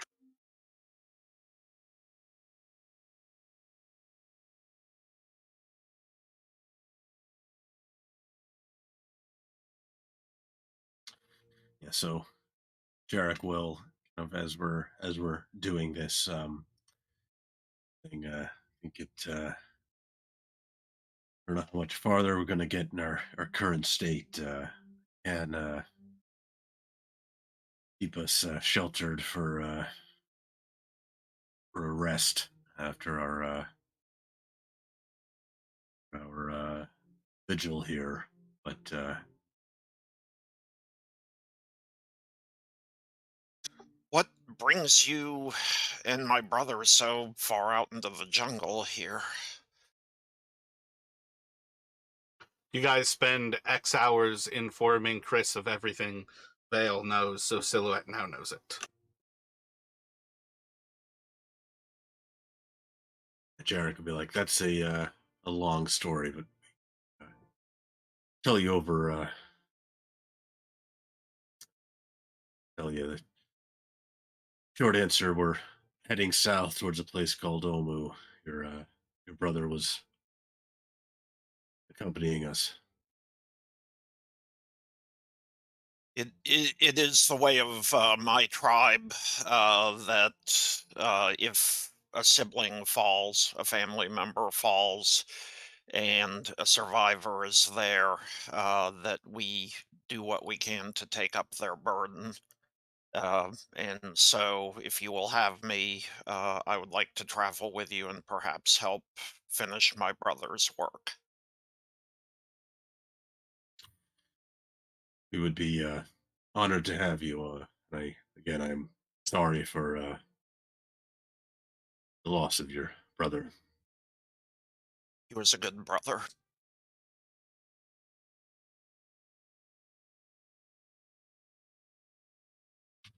But yeah, so basically, Jarek's intention here is to use his last use of Liamon's tiny hut to try and get us sort of protected rest uh,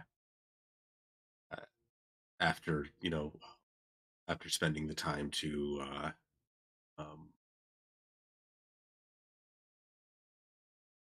put Vale to rest.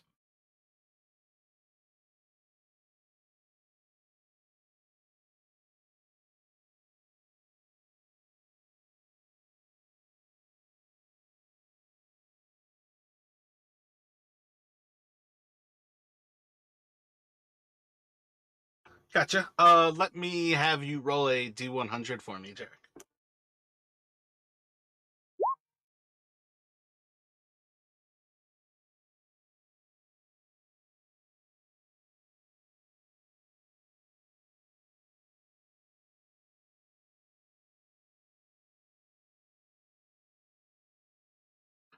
Is anybody going to keep any sort of watch during this time of sleeping inside of the hut, or are you all going to enjoy 8 hours of unimpeded rest?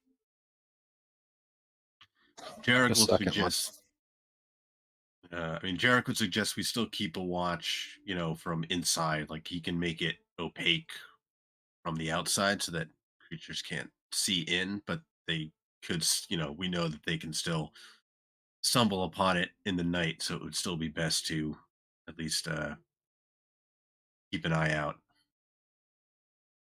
I will keep a watch. The first. Jarek will offer to take second watch until just kind of warn people not to, if you leave the protection, you may not be able to get back in. I think once you give them, like anything you give permission can come in. I think it's you who, if you leave, it will disappear. Oh, you're right. Yeah, the spell ends if you leave its area. Yeah. Yeah. So So does Terran or does Island intend to watch third or fourth watch? Sure. I'll do third. All right, then I'll take fourth. Gotcha. So let me get perceptions from Silhouette, please.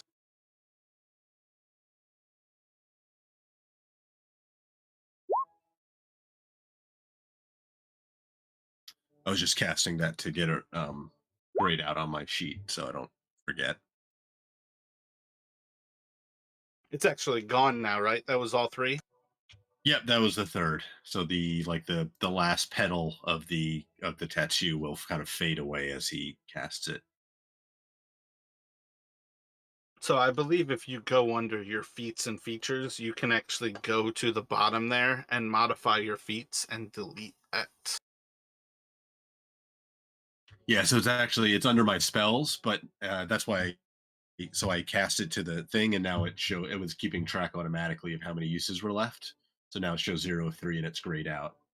No, that's what I mean. Like if you delete it under feats and features, I think that feat that I created gives you access to the spell, and that'll just get rid of it entirely. It'll actually, I think, for you get rid of your spells tab. Oh, I got you. The charm of the traveler's haven. Yeah, Gotcha. I see it now. my bad. I couldn't actually think what I named it or what they named it. So let's see. This first watch is going to continue on.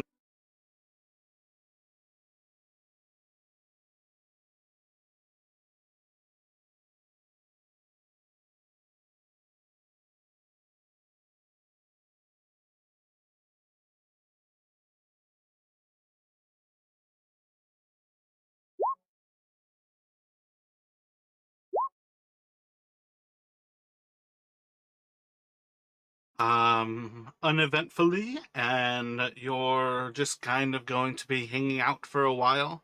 A certain amount of rain still falling in this area. Um, Otherwise, you kind of have this time to yourself to sort of let everything absorb in as you've kind of met these people who Vale picked up with, and you can continue on with another perception.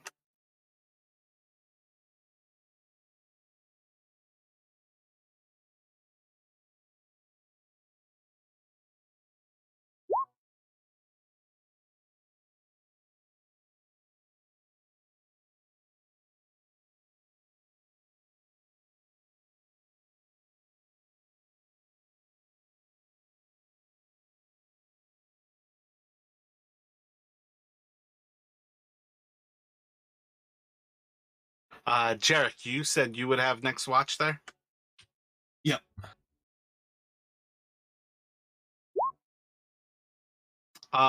Oh yeah, my bad. I wasn't gonna have you roll that yet. Let's see. At Oh, some sorry. point in your sleep, you're going to hear the sword in your head. Your new friend has let down their guard, and we have not gone unnoticed. Be weary. And as you open your eyes, you're going to see that there are scaly humanoids standing around the um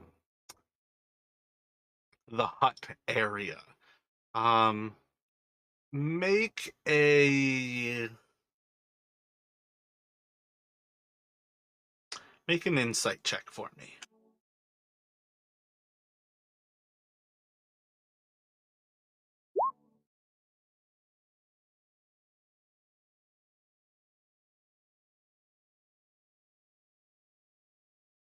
So as you're watching kind of the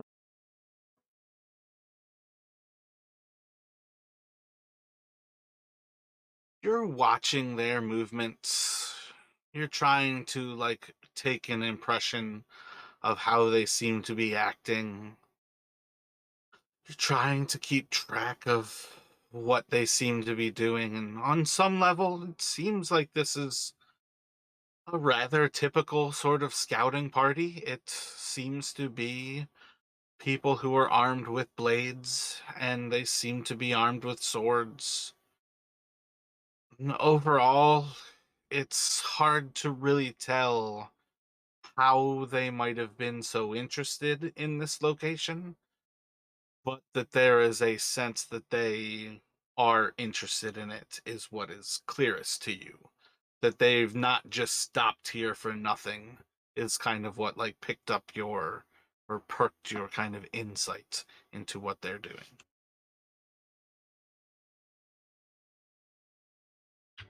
Gotcha. So I think for now, Jarek is going to just try and keep an eye on them and continue his watch.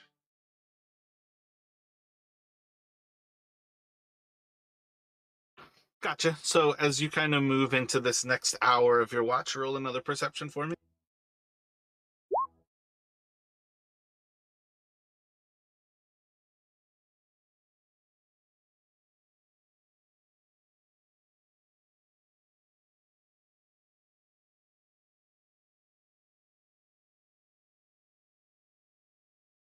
So kind of perking your attention as you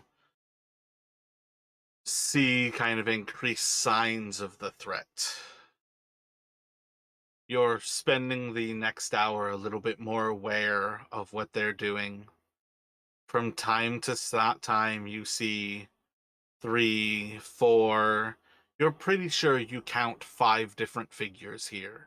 It's certainly hard to tell as they're humanoid, and you can tell that there are some females and some males. They're quite similar looking to each other. Their hair seems to be very similar, kind of like sparse and like bodiless, how it kind of clings to their skulls, and they seem very much like if they were humans, you would expect them to almost be siblings. But as you're kind of counting through this, you're pretty sure you spot 5 of these creatures that are kind of in and out of your sight at any given point over this next hour. But they still seem to just kind of be in this area. They don't seem in particular like staring into the actual area where you all are, but they are far too close for comfort, and they seem to have been kind of set to wait. Um, but you are welcome to ask any other questions or go to, I believe you are to Wake Up Island at the end of your next watch. Yeah. So Jarek is. So the swords kind of. So the swords warned him that these, are in danger and these creatures are sticking around. He's not sure whether if he does speak to them, that they'll actually understand anything he says. He's going to kind of like chew on it for a bit and then eventually decide that he's gonna go to Wake Island. He's gonna, as he's waking him, kind of let him know the situation so that Island doesn't kind of like panic if he sees these creatures. He's gonna tell Island to, you know, uh, keep an eye on them, wake me if there's trouble, and remember that they can't get in while this thing lasts, but they stick around much longer. We might have to figure something out.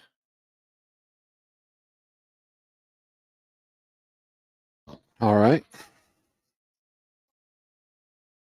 You think they're not gonna see us in here? Not be able to get at us in here? Not while it lasts. They can't actually see inside, but I don't. I imagine. I don't know whether the dome blocks, whether it blocks something like smell, or perhaps it's the rain coming off of it. Something may have alerted them that something is here. Tend to wait it out. So just be wary and keep an eye on them. And as I said, wake me if there's trouble. there might be. All right. I'm gonna sit up and just keep an eye out and keep as quiet as I can. So when you are good to go, roll a perception for me.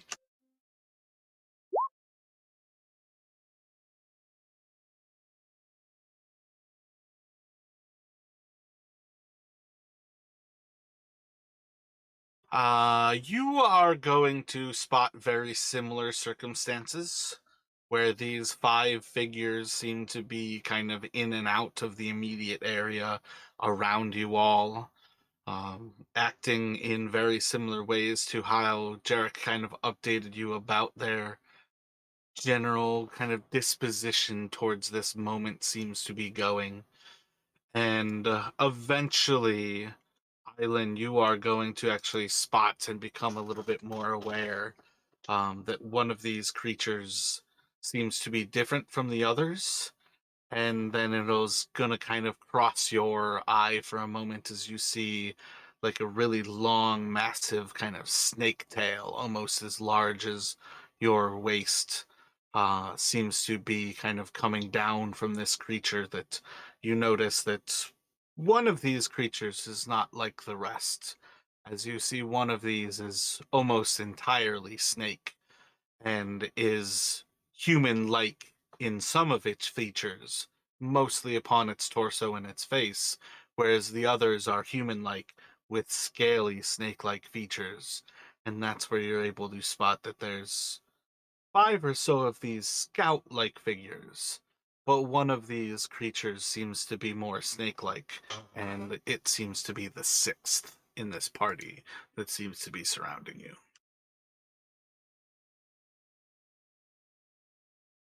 All right. Well, I'll take note and keep those details for to tell my friends about tomorrow. But just kind of keeping as quiet as possible. So when you are ready, let me get another perception from you. And Mara, I'm connecting that we've encountered some snake-like humanoids before when we've been sleeping in this tent. Yeah, I believe the last time it might have been the first. I'm not sure if it was the first or the second time that you all used the dome, but I want to say it was on the way to Dungerlung, and it was Terran who saw those creatures. And then I think you all later saw the signs of like the adventurers in that same day. But I think yes, you all have a vague understanding about what these creatures are. And then I also feel like and I maybe ooh damn no, I don't think they did. Yeah. So I think that's kind of what you all have about these creatures is just once upon a time you cross paths in a very similar way where they seem to have been around when you all were inside of this dome. Yeah, I think it was the second time. I think the first time we used it was on the Mambala Plateau on the way to the Terra Folk. Gotcha. Yeah, okay, that makes sense. Okay, And then the that's second time was like right after Dungerlung, maybe, because that was another one of those like terrible. All three of those have been terrible, horrendous nights where you all are struggling for a respite, and it has come in as clutch. Yeah, I think it was after Dungerlong and after we took Crook, and I think maybe after we had been attacked once, and then the second time was Yeah, to I was thinking it was either between Dungerlung and Firefinger, or it was after Firefinger. I couldn't remember which, but yeah, it was like right after the Grungs ambushed you all where you were sleeping underneath that like rock outcropping. But yeah, as Island sits back to watch his next round, you are going to see these creatures are effectively out and around this position. They seem to be kind of holding the area to themselves. Not too much seems to be changing.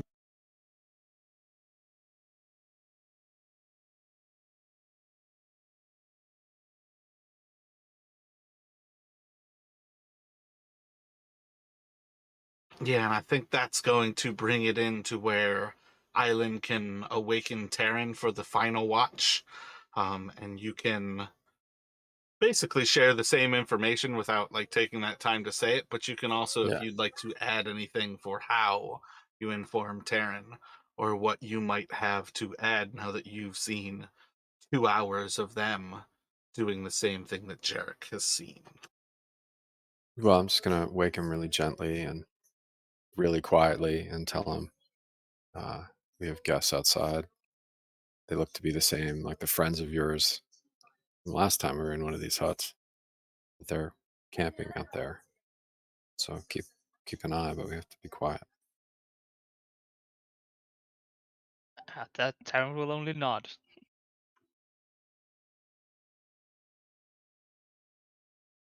So All right, I'm off. when you are ready, Terran, let me get your perceptions.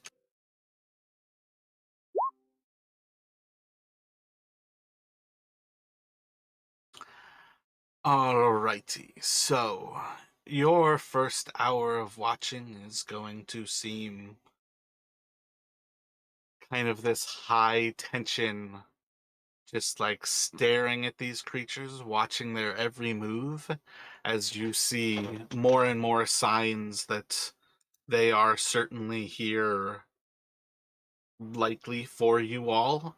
You're basically seeing signs that they're not going anywhere. You've now basically heard of like 4 into their 5th hour of they seem to be waiting in this position.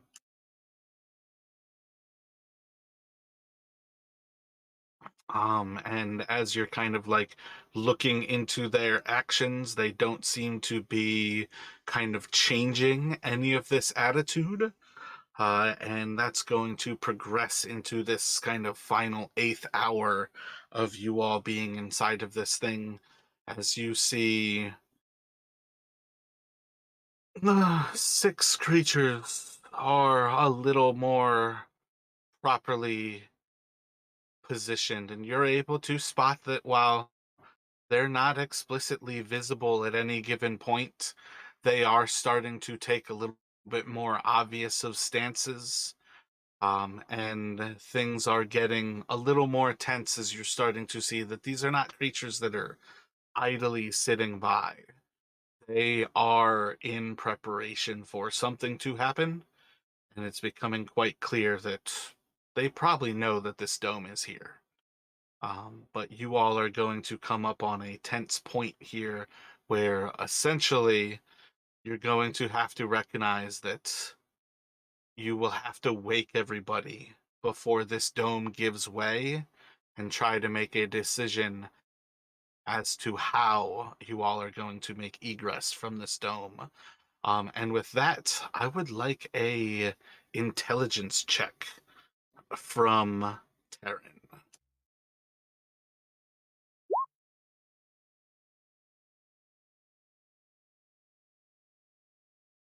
Then roll a D100, please.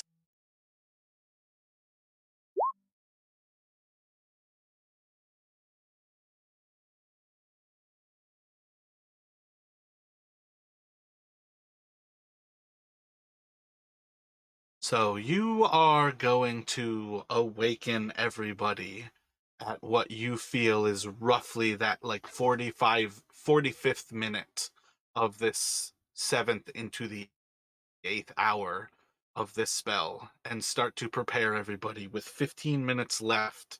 What is everyone thinking as you are coming close to this point? Most of these creatures are no longer visible to you, but Taryn has a pretty solid idea where any given one is to kind of show how they seem to have basically disappeared into the foliage around, but are more or less still vaguely visible.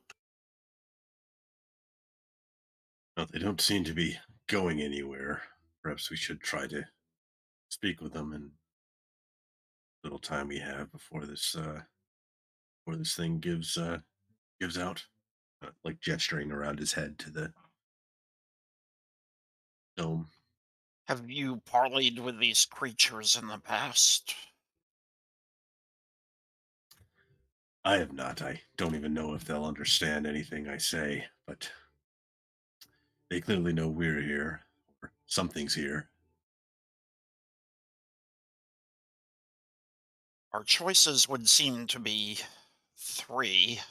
We try and stop to parley. We prepare ourselves for battle, or you all told me you can fly. I cannot. We scatter to the air. If one of you can carry me, great. If not, I will have to take my chances on the ground.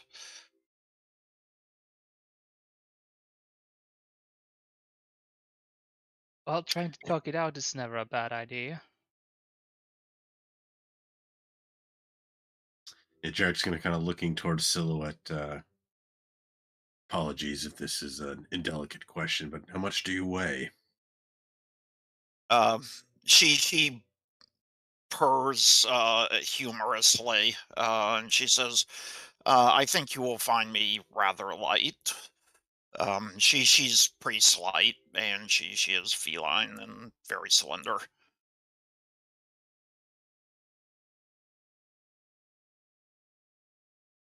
Mechanically, you are slowed down by half while you carry someone. Okay, I was kind of trying to make like just trying to determine whether it's actually feasible to carry. I don't know if like there's a limitation on weight while you're flying, or um, Yeah, I if think it. that would fall closer to the grapple check than like a grappling and moving someone rather than like being encumbered by them because you're not actually wearing them like something that's meant to be carried. Gotcha. I think the weight applying as if it's carrying weight is where, like, if you had a saddle made for a dinosaur, it can then carry weight, carry someone because you have the actual barding.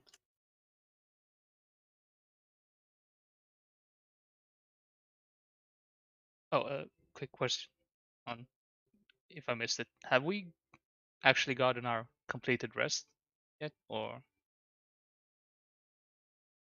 That's kind of the weird part about this. For what it works out to, yes, you guys are going to have a full rest as this comes down. The problem is that technically speaking, this is going to come down vaguely at that like same time. But in general, yes, you all can take a full rest here. As far as if you do any more checks, all of the checks are still going to be disadvantaged until we actually get to whatever is going to happen.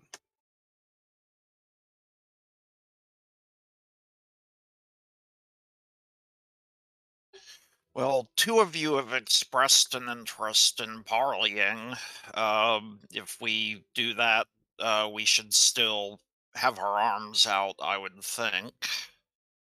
Otherwise, they will have us at a very distinct disadvantage. oh yeah, I agree with that. Even if we're gonna negotiate with them, negotiating with some bit of strength is always a positive.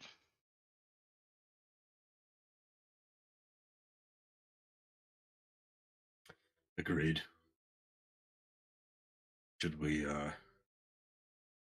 assuming Island told them about the one who looked a bit different, uh Derek would probably, my guess would be that's their leader. Aaron, did you see where that one is? Maybe we can Yeah, follow up kind of as to it. it boils down, you'd probably be more surprised when Taryn points out a sixth one. And I would say that you would probably have that as the first occasion where Taryn points out the tailed one. Because I think Taryn would probably make that same connection. They seem to be scaly kind. I have spoken to them and know the language of some. Draconic, they call it. Do any of you know what language they speak? No, I mean, I don't think we've ever spoken to one before, and We haven't heard them. kind of hoping they speak common. Otherwise, I mean, if they speak halfling, I can talk to them too, but I kind of doubt that.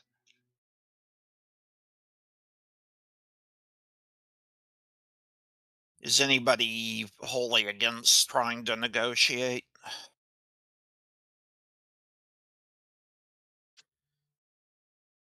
Perhaps Silhouette, you want to try just telling them to go away in Draconic? At least if nothing else, we might get a sense of whether they speak such of that language. Will sound carry outside of this dome?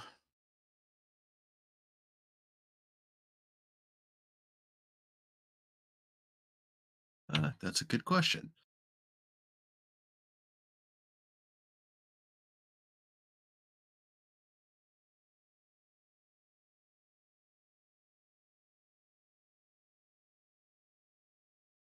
Doesn't say it doesn't, so I would assume it does. By the way, this is quite a magnificent structure, and gave us a fine rest in this inhospitable place. I will call out to them and tell them that uh, we are we wish to parley, um, and we can see what comes of that perhaps in the minute or two before this thing drops.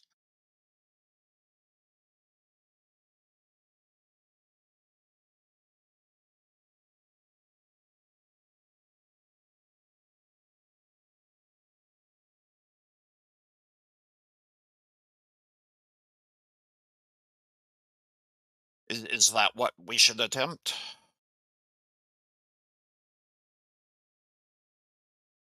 I think it's worth a shot. All right. I am going to go to the edge of the thing and face in the direction of what appears to be their leader, the one who looks a little different. And I am going to call out in Draconic, saying, approachers to our dome, we see you there as you see us, and we wish to parley with you. Will you speak with us? Make a persuasion here. And Taryn would be able to point out that the snake-like figure would be more towards the south at present.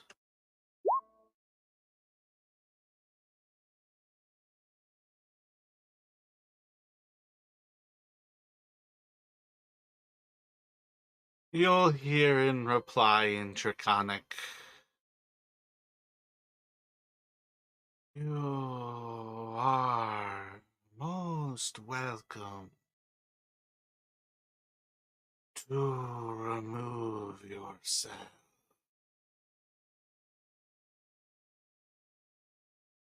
The night serpent would be delighted to have you.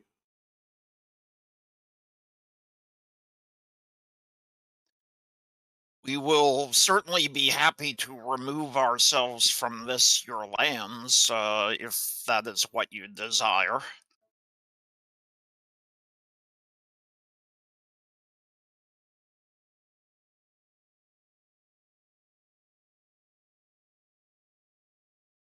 That is no longer your choice.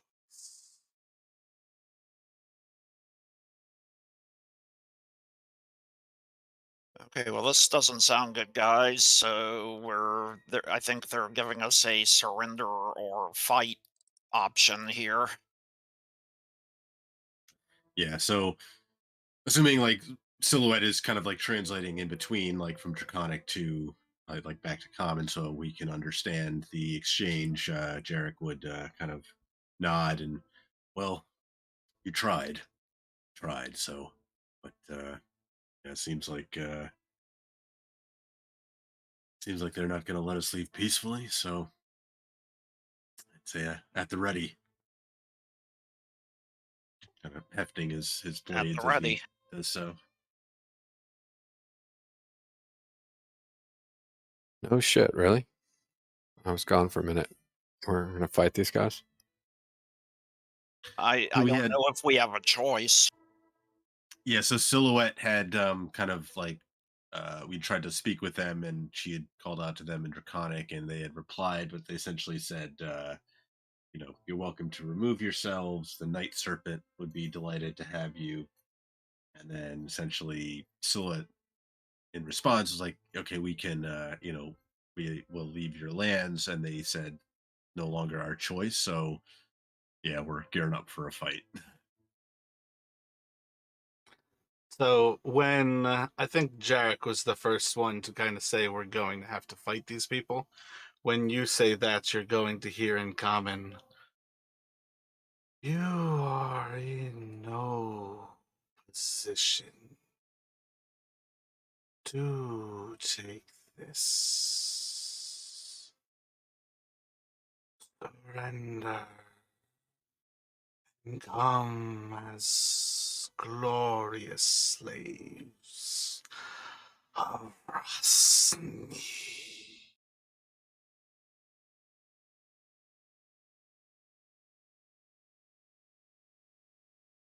Slaves of Rosny are undead, aren't they? No idea about being undead, but being a slave really doesn't sound something for me. I'll decline that.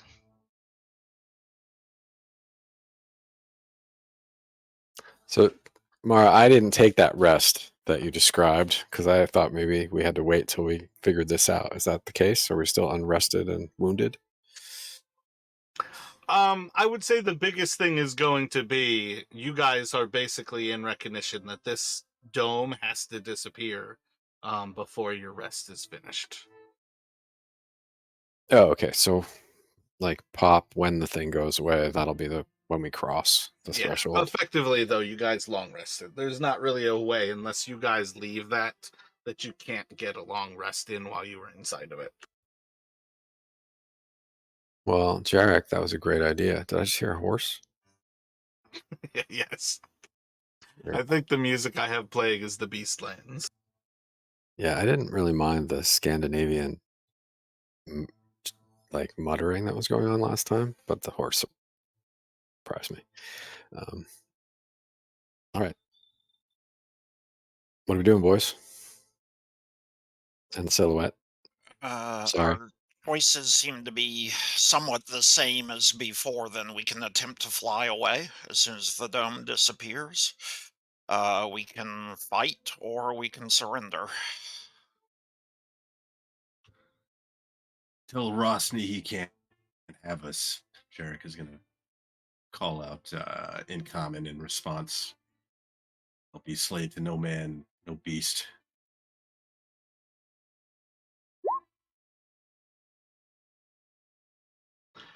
The Lord of Omu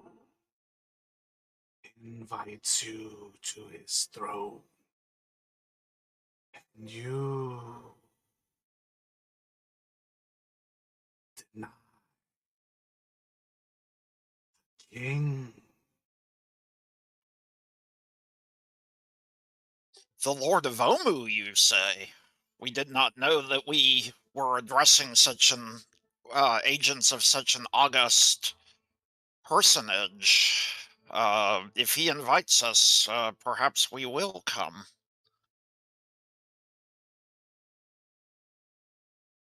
This is where you are going, guys. Is this maybe something that'll get us there? I mean, I can't imagine they're going to let us keep our weapons, though, if we do go.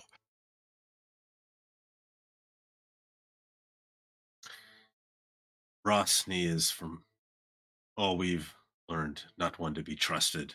Um, I don't know if we would have had time to, I guess, kind of like bring Silhouette up on um, everything that we've learned of Rosny, like the history.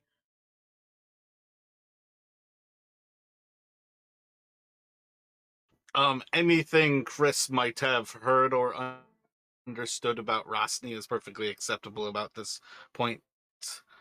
Depending on what you picked up as Vale in any of the other conversations that went on, I'd say that's probably the biggest bit of how much any given um, relative local would kind of know.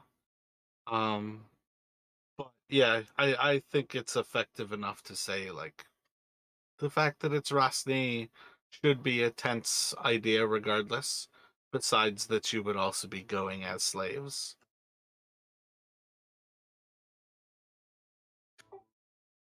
If we do go as slaves, I'm whispering this, hopefully to avoid them hearing it on the outside. It is possible we could bide our time and try to escape thereafter. They would be taking us to a place that perhaps you are heading to anyway.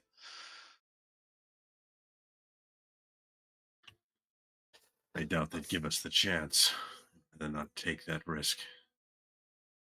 We Yeah, should I'm with flee if Jarek. we have to, but I don't want to fall into their clutches.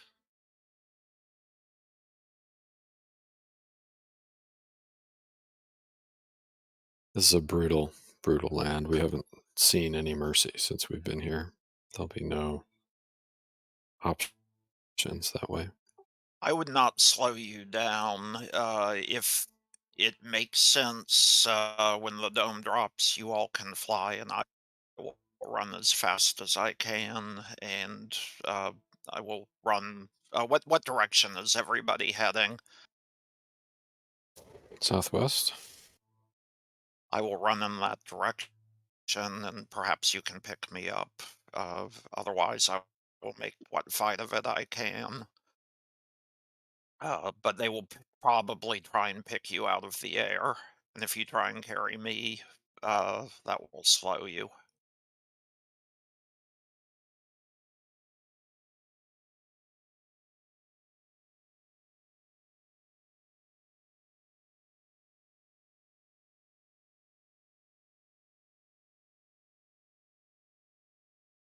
Seems like the air is the only choice we have, guys. What do you think? We'll fly away slowly, carrying our new friend.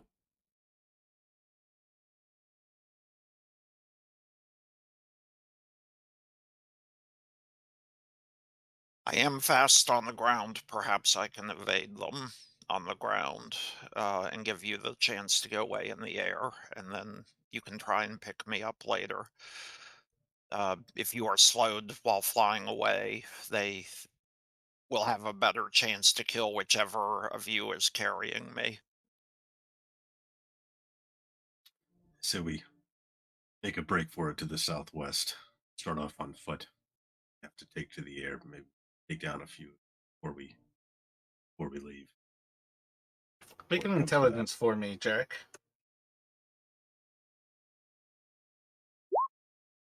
I mean, that sounded really intelligent.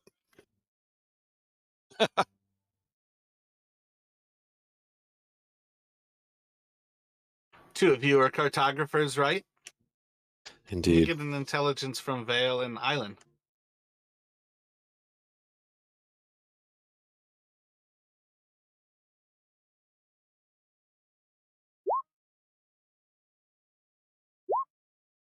We'll continue on with your conversation. This makes me think it wasn't as smart of an idea as it may have sounded to you guys. Fine, nine's close enough. You're talking about fleeing in the direction of Omu. That was the clue I was trying to give you. That perhaps if you guys are trying to get rid of these creatures, they've already shared that on some level they're going to Omu, or they are from Omu. So fleeing in that direction may not be the most ideal of directions, like if you want to like shake them off your tail. When I say southwest, I meant northwest.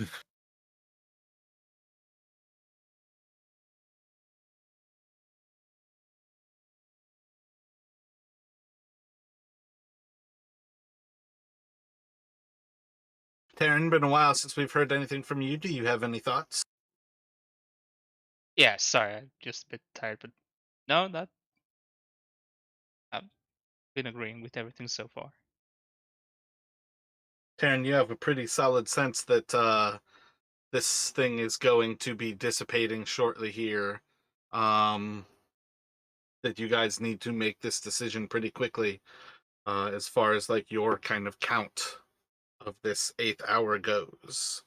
Um, damn, I don't know if a fighter with a wizard spell has as good of a sense about the actual time it's going to dissipate.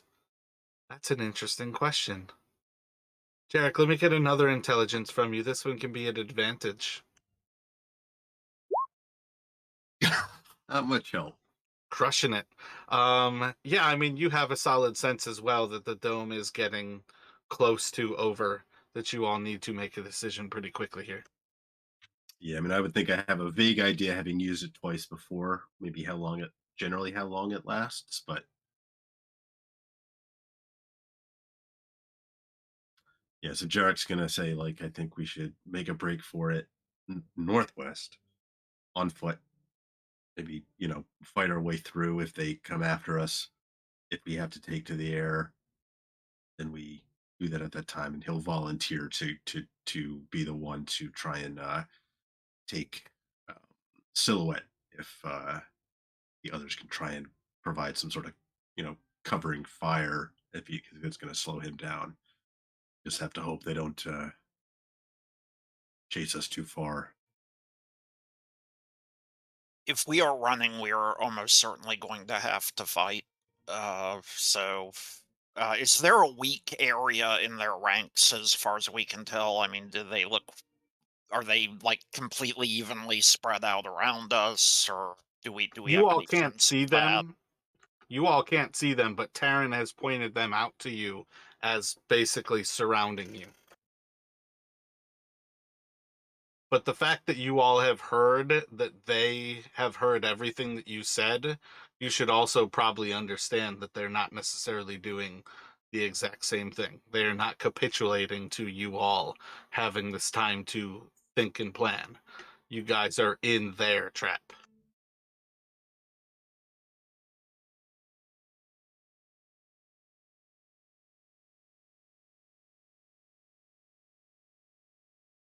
If they want us as slaves, they will probably try and take us as slaves. I say we fight, and if we die, we die.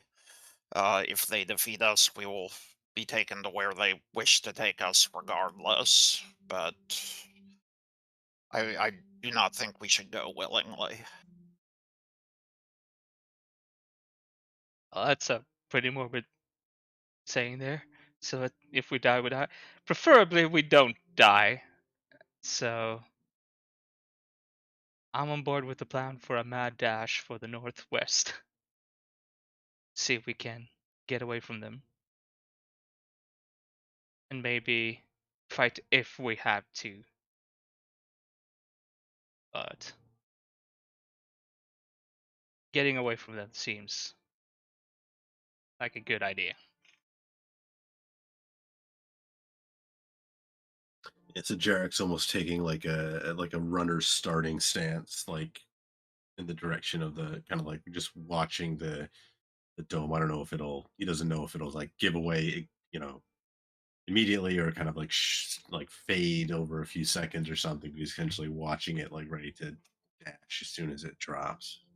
Let me have you all roll initiative.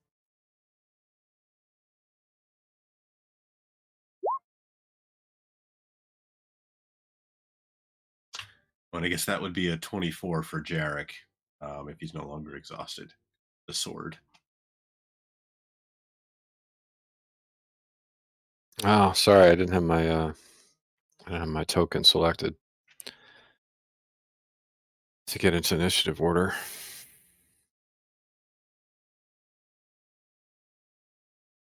I rolled a 7.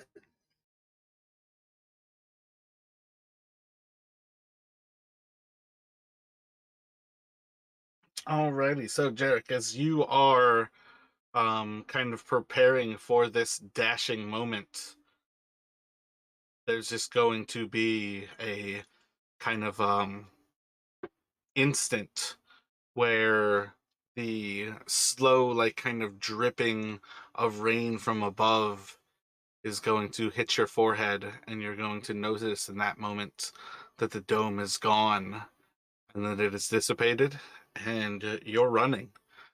So what would you like to do, Jarek?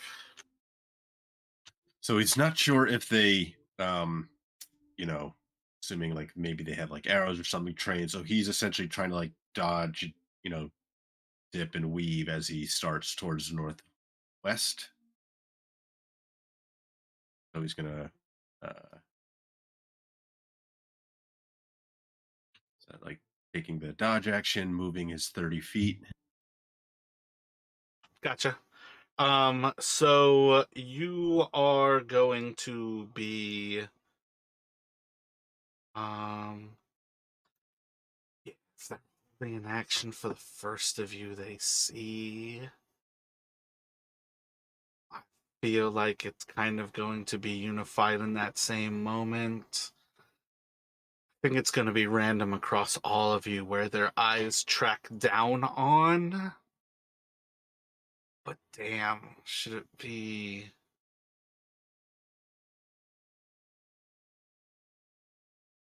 I feel like my timer ran out right before you actually said that.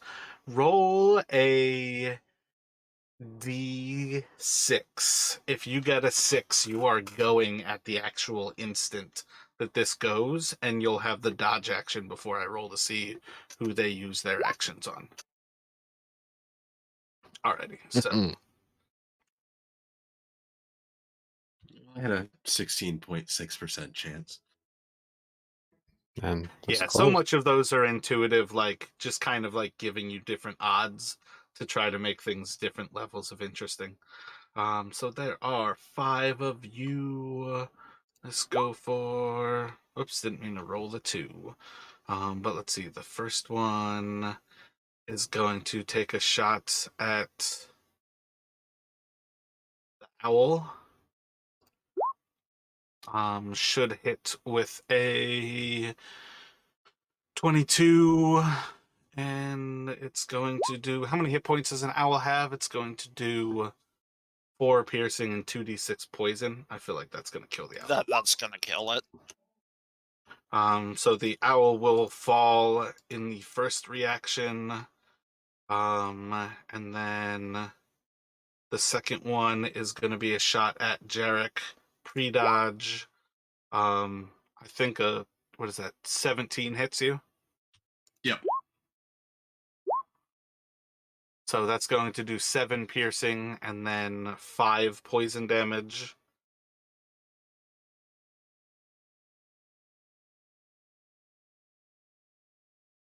My bad. That one should have been a D8. That one's coming from behind you in the north. 8 piercing damage, so 1 more damage. And then let's just do the next 3. Did I say D6 before? I guess the 6s are useless.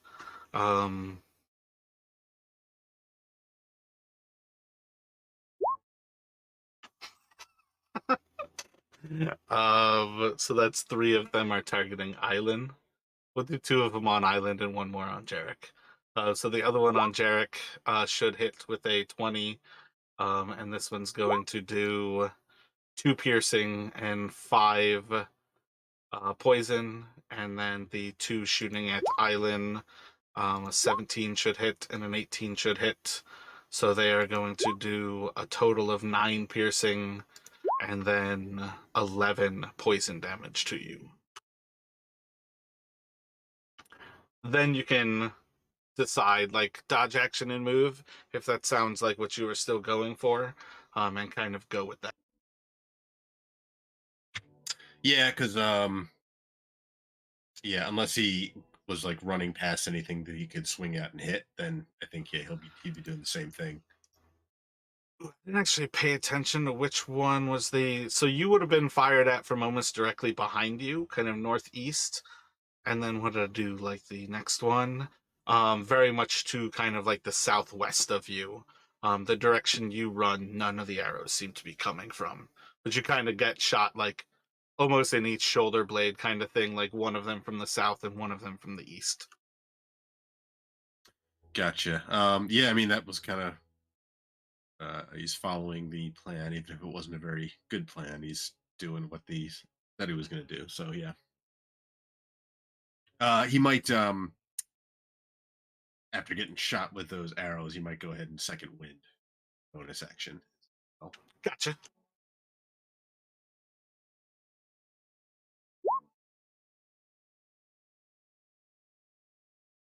Then, from the south, one of them is going to shoot at Island. It should hit with a 22.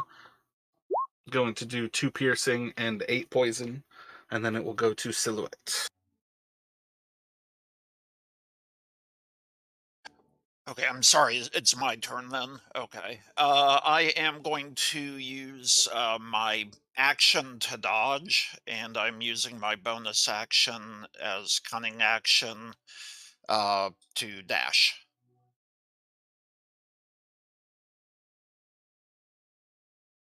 So you should be able to move 60 feet off to the northwest.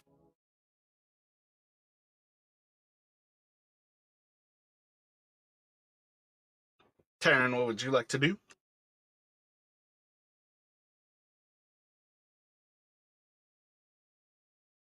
Well, that seemed like a good idea, so I'm gonna copy that and do cunning action dash and then dodge with my action. So let's see, that should be 50 feet for me because I only have 25. The wee little baby feet.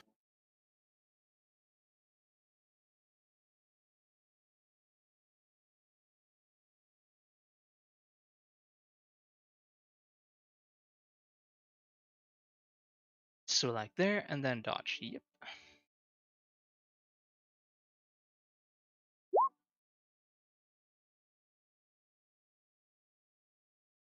Guys,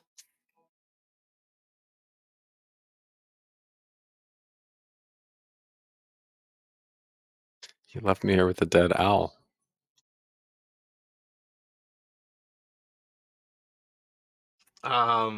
Island, you're going to hear a voice whispering into your ear. Stop. Wait. Stay.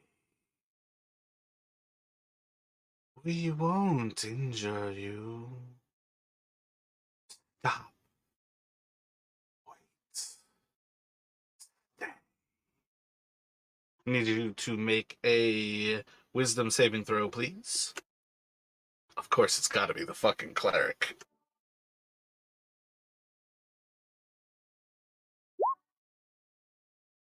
Oh shit, that might be. Where's my DC at? Oh, son of a bitch. Make breaks. Let's see.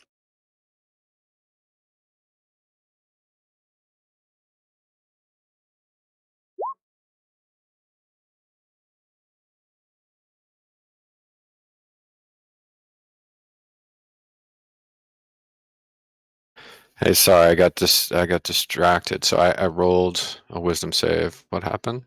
Oh yeah, my bad. Yeah, you hit the DC. You saved that, so you're gonna be good when it gets around to your turn.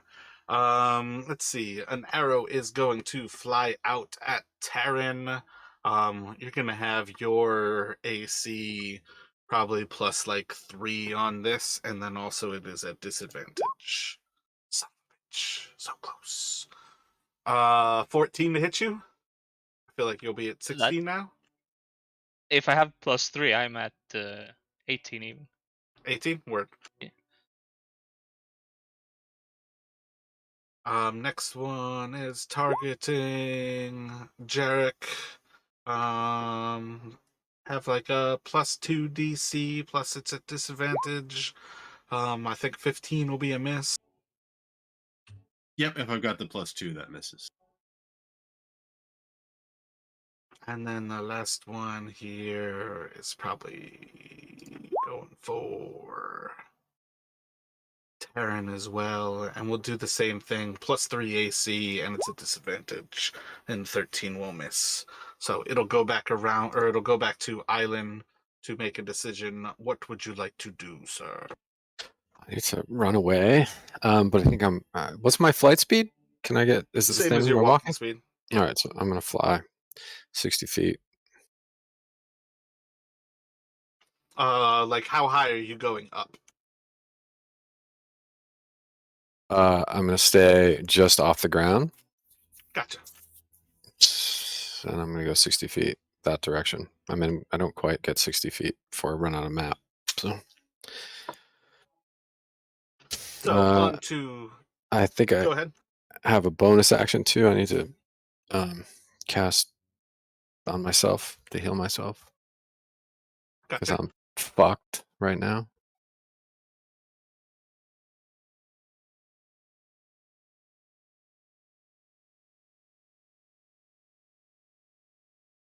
But yeah, Jarek is essentially just following the others, still trying to like dodge so he can get another 30 feet. So basically going straight kind of northwest.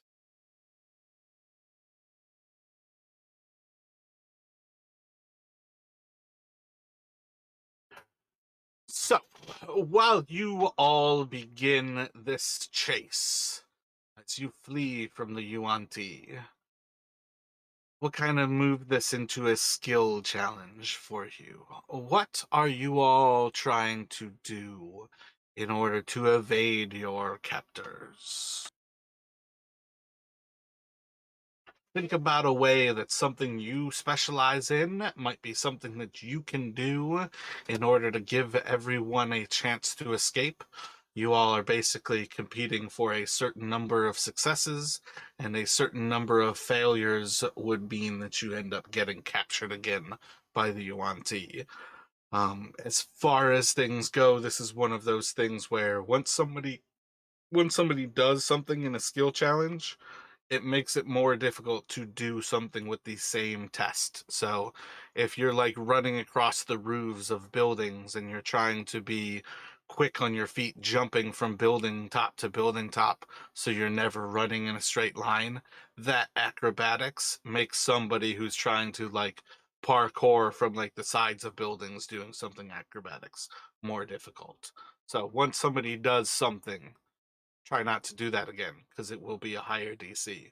But what kind of skills do you all think you can apply to a chase in order to get away from these Yuan-Ti? Apply my survival skill to like picking the best path. It's hardest for them and easiest for us. And Jarek is thinking, trying to essentially kind of lay false, not like a false trail that would take too long, but like little signs that maybe they went a different way, like kind of like taking some of the blood from his wound and like smearing it on a tree off in a off in the different direction, or like leaving a scrap of cloth, something to sort of trying to misdirect them off their actual trail. I mean, it would probably. So to start off with, let me get the survival from Island as you're trying to actually spot the direction for everyone to follow. And while he's doing that, Jarek, how are you doing this? Like, describe like what you're doing to actually accomplish that, because that's like a little bit more like people are following us, but they're not directly behind us. I want to leave a false trail versus this is like you all running away and they are in pursuit of you. You know what I mean? Yeah. So I guess How yeah, can you probably. adjust that thought into something that is more like of immediate threat behind you? Yeah, I get what you're saying. We kind of there's not enough distance for that to be effective. Well, also a different way of like voicing it, like um for what it's worth, like you can fly, run one way on your feet, like try to take blood from one of your wounds, rub it on a tree, and then fly off into a different direction, drop back to the ground, run one way, you know what I mean? There's a lot of different ways to try to apply that, but when you are talking about doing that, that sounds still survivalish to me. What are you thinking about that? Yeah, I mean, yeah, that makes sense that he would try to use the flight to uh yeah, so like on foot, um trying to make it look like they're going, you know, off in one direction. Maybe even like throwing a couple like things to try and make sound off in that direction and then flying off in the different direction. Gotcha. So, like, what are you throwing from your bag? What do you think you're throwing?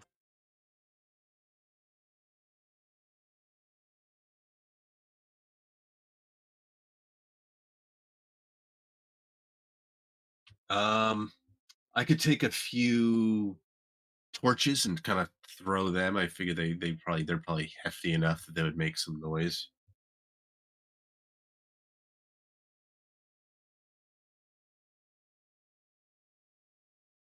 Gotcha. And what kind of test do you think that is?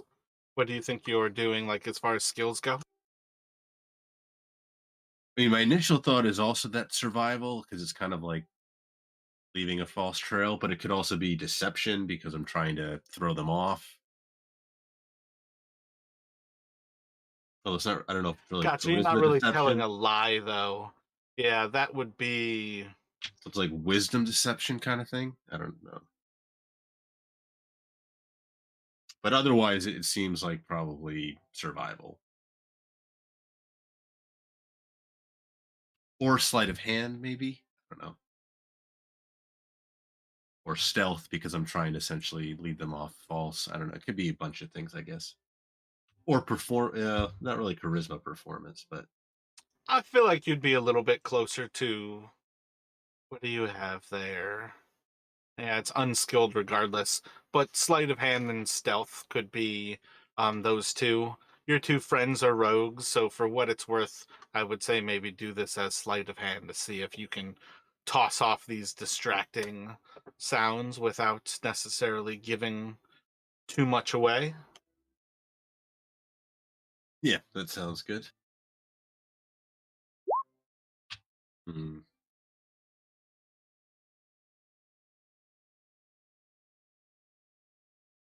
What does Taryn and what do Silhouette have in mind insofar as what kind of skills can you two apply to trying to escape this situation? You want to go first, Taryn, or should I? Honestly, I'm still thinking. So if you have something, you can go first. Okay. Silhouette is going to, as one of her movement actions, is going to Hold up, combine. hold up. This is not the same as like you're not in action economy anymore. This is tell me about a skill, something you're going to do to throw these creatures off of your trail. Like it's basically how are you going to try to apply your expertise at escaping from the UNT? Okay. I will be using feline agility to run faster than I think any of the Wanti can for a bit, and Gotcha. So you can what? make a dexterity check to see if you can outrun the UNT speed. Okay.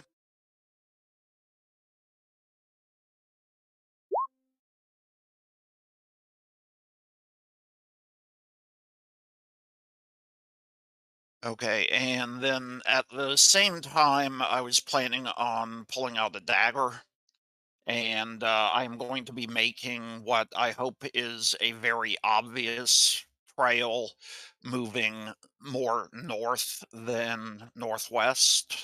So as they're going northwest, I'm going to sort of veer off slightly. I'm still going northwest a little bit, but more north to give them two trails to follow, and then I'll try and jog over, west uh, later on and rejoin them.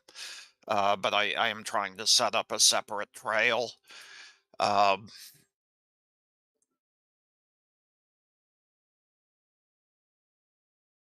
You can roll a survival check. What do you have in mind, Taryn? Yeah, I'm thinking start flying so that I don't leave any footprints as we're running away. Basically, try to minimize my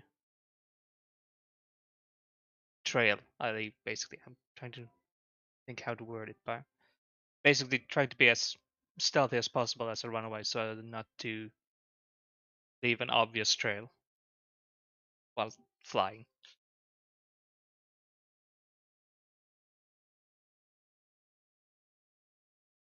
You can do a stealth check here and see how stealthy you can be.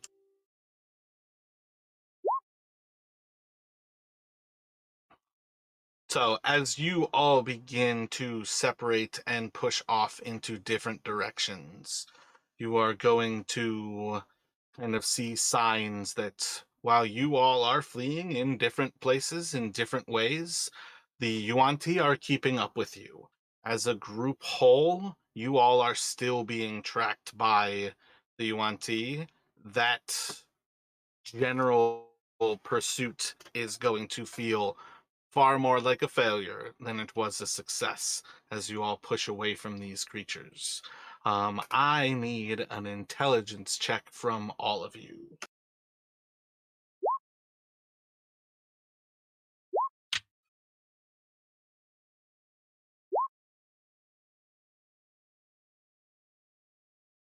Um, gotcha. Uh, yeah, so as you all kind of flee into this morning, you're going to, um, all of a sudden, in just kind of like a rather instantaneous moment, seem like there's nobody running after you anymore. Looking around, none of you are near each other anymore. You're all separated, the jungle seems silent, and you each feel kind of this crushing isolation of the jungle around you. You don't feel like the Yuan-Ti are on your tail, but you also don't have each other. What are your thoughts to get back together? And what are your thoughts about what the Yuan-Ti may be doing? What is Jarek doing? So Jarek, as he's realizing this, is thinking maybe this was their plan to you know separate us, take us down easier one by one. Um, he's going to move to fly up into the air, thinking maybe he can get a better vantage point from higher and try and see if he can spot any of his companions.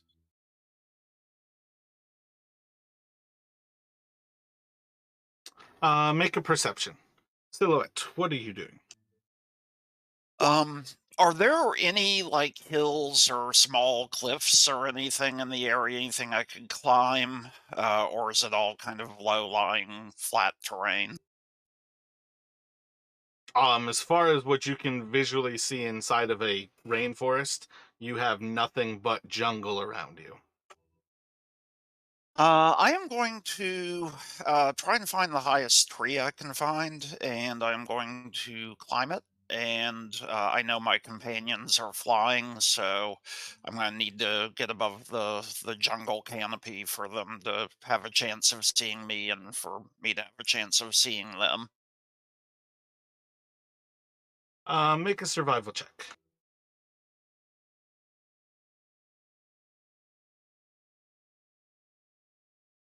Taryn, what are you doing? Well, seeing as I'm alone, I would take to the skies too, just to see if I could get an vantage point, to see if I can spot anyone.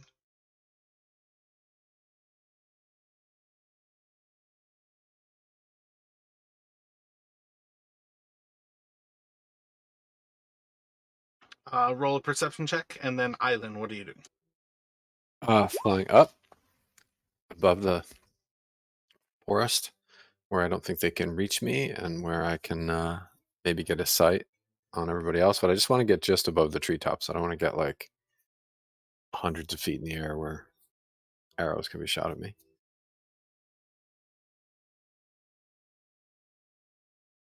Roll a perception.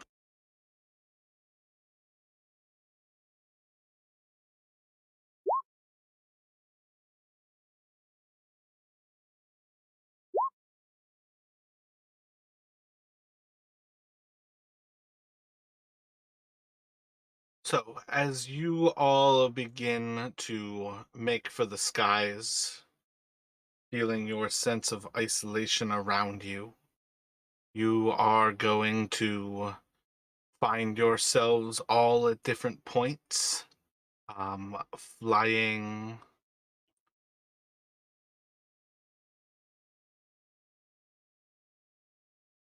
So, Silhouette would climb a rather high tree. There's no way to randomly generate elevations. That would be a really good table. Um, Climbing a nice high tree, you get a good sense of kind of your surroundings about you. Um, might have a moment of spotting one of your friends flying off in the distance. Between Jarek and Terran, the two of them see signs of a humanoid flying off in the distance. Island in general is not going to be able to kind of spot this, but we are going to pick up next week with, as each of you does start to make the sense that something is staring at me, and it doesn't feel comfortable. And we're going to pick up as we have a group of flying creatures that are going to swoop down and begin to assault you all. Um, yeah, and we're gonna pick up here next week with some. You guys will shortly after find out whether they were Terrafolk or whether they are Pterodons.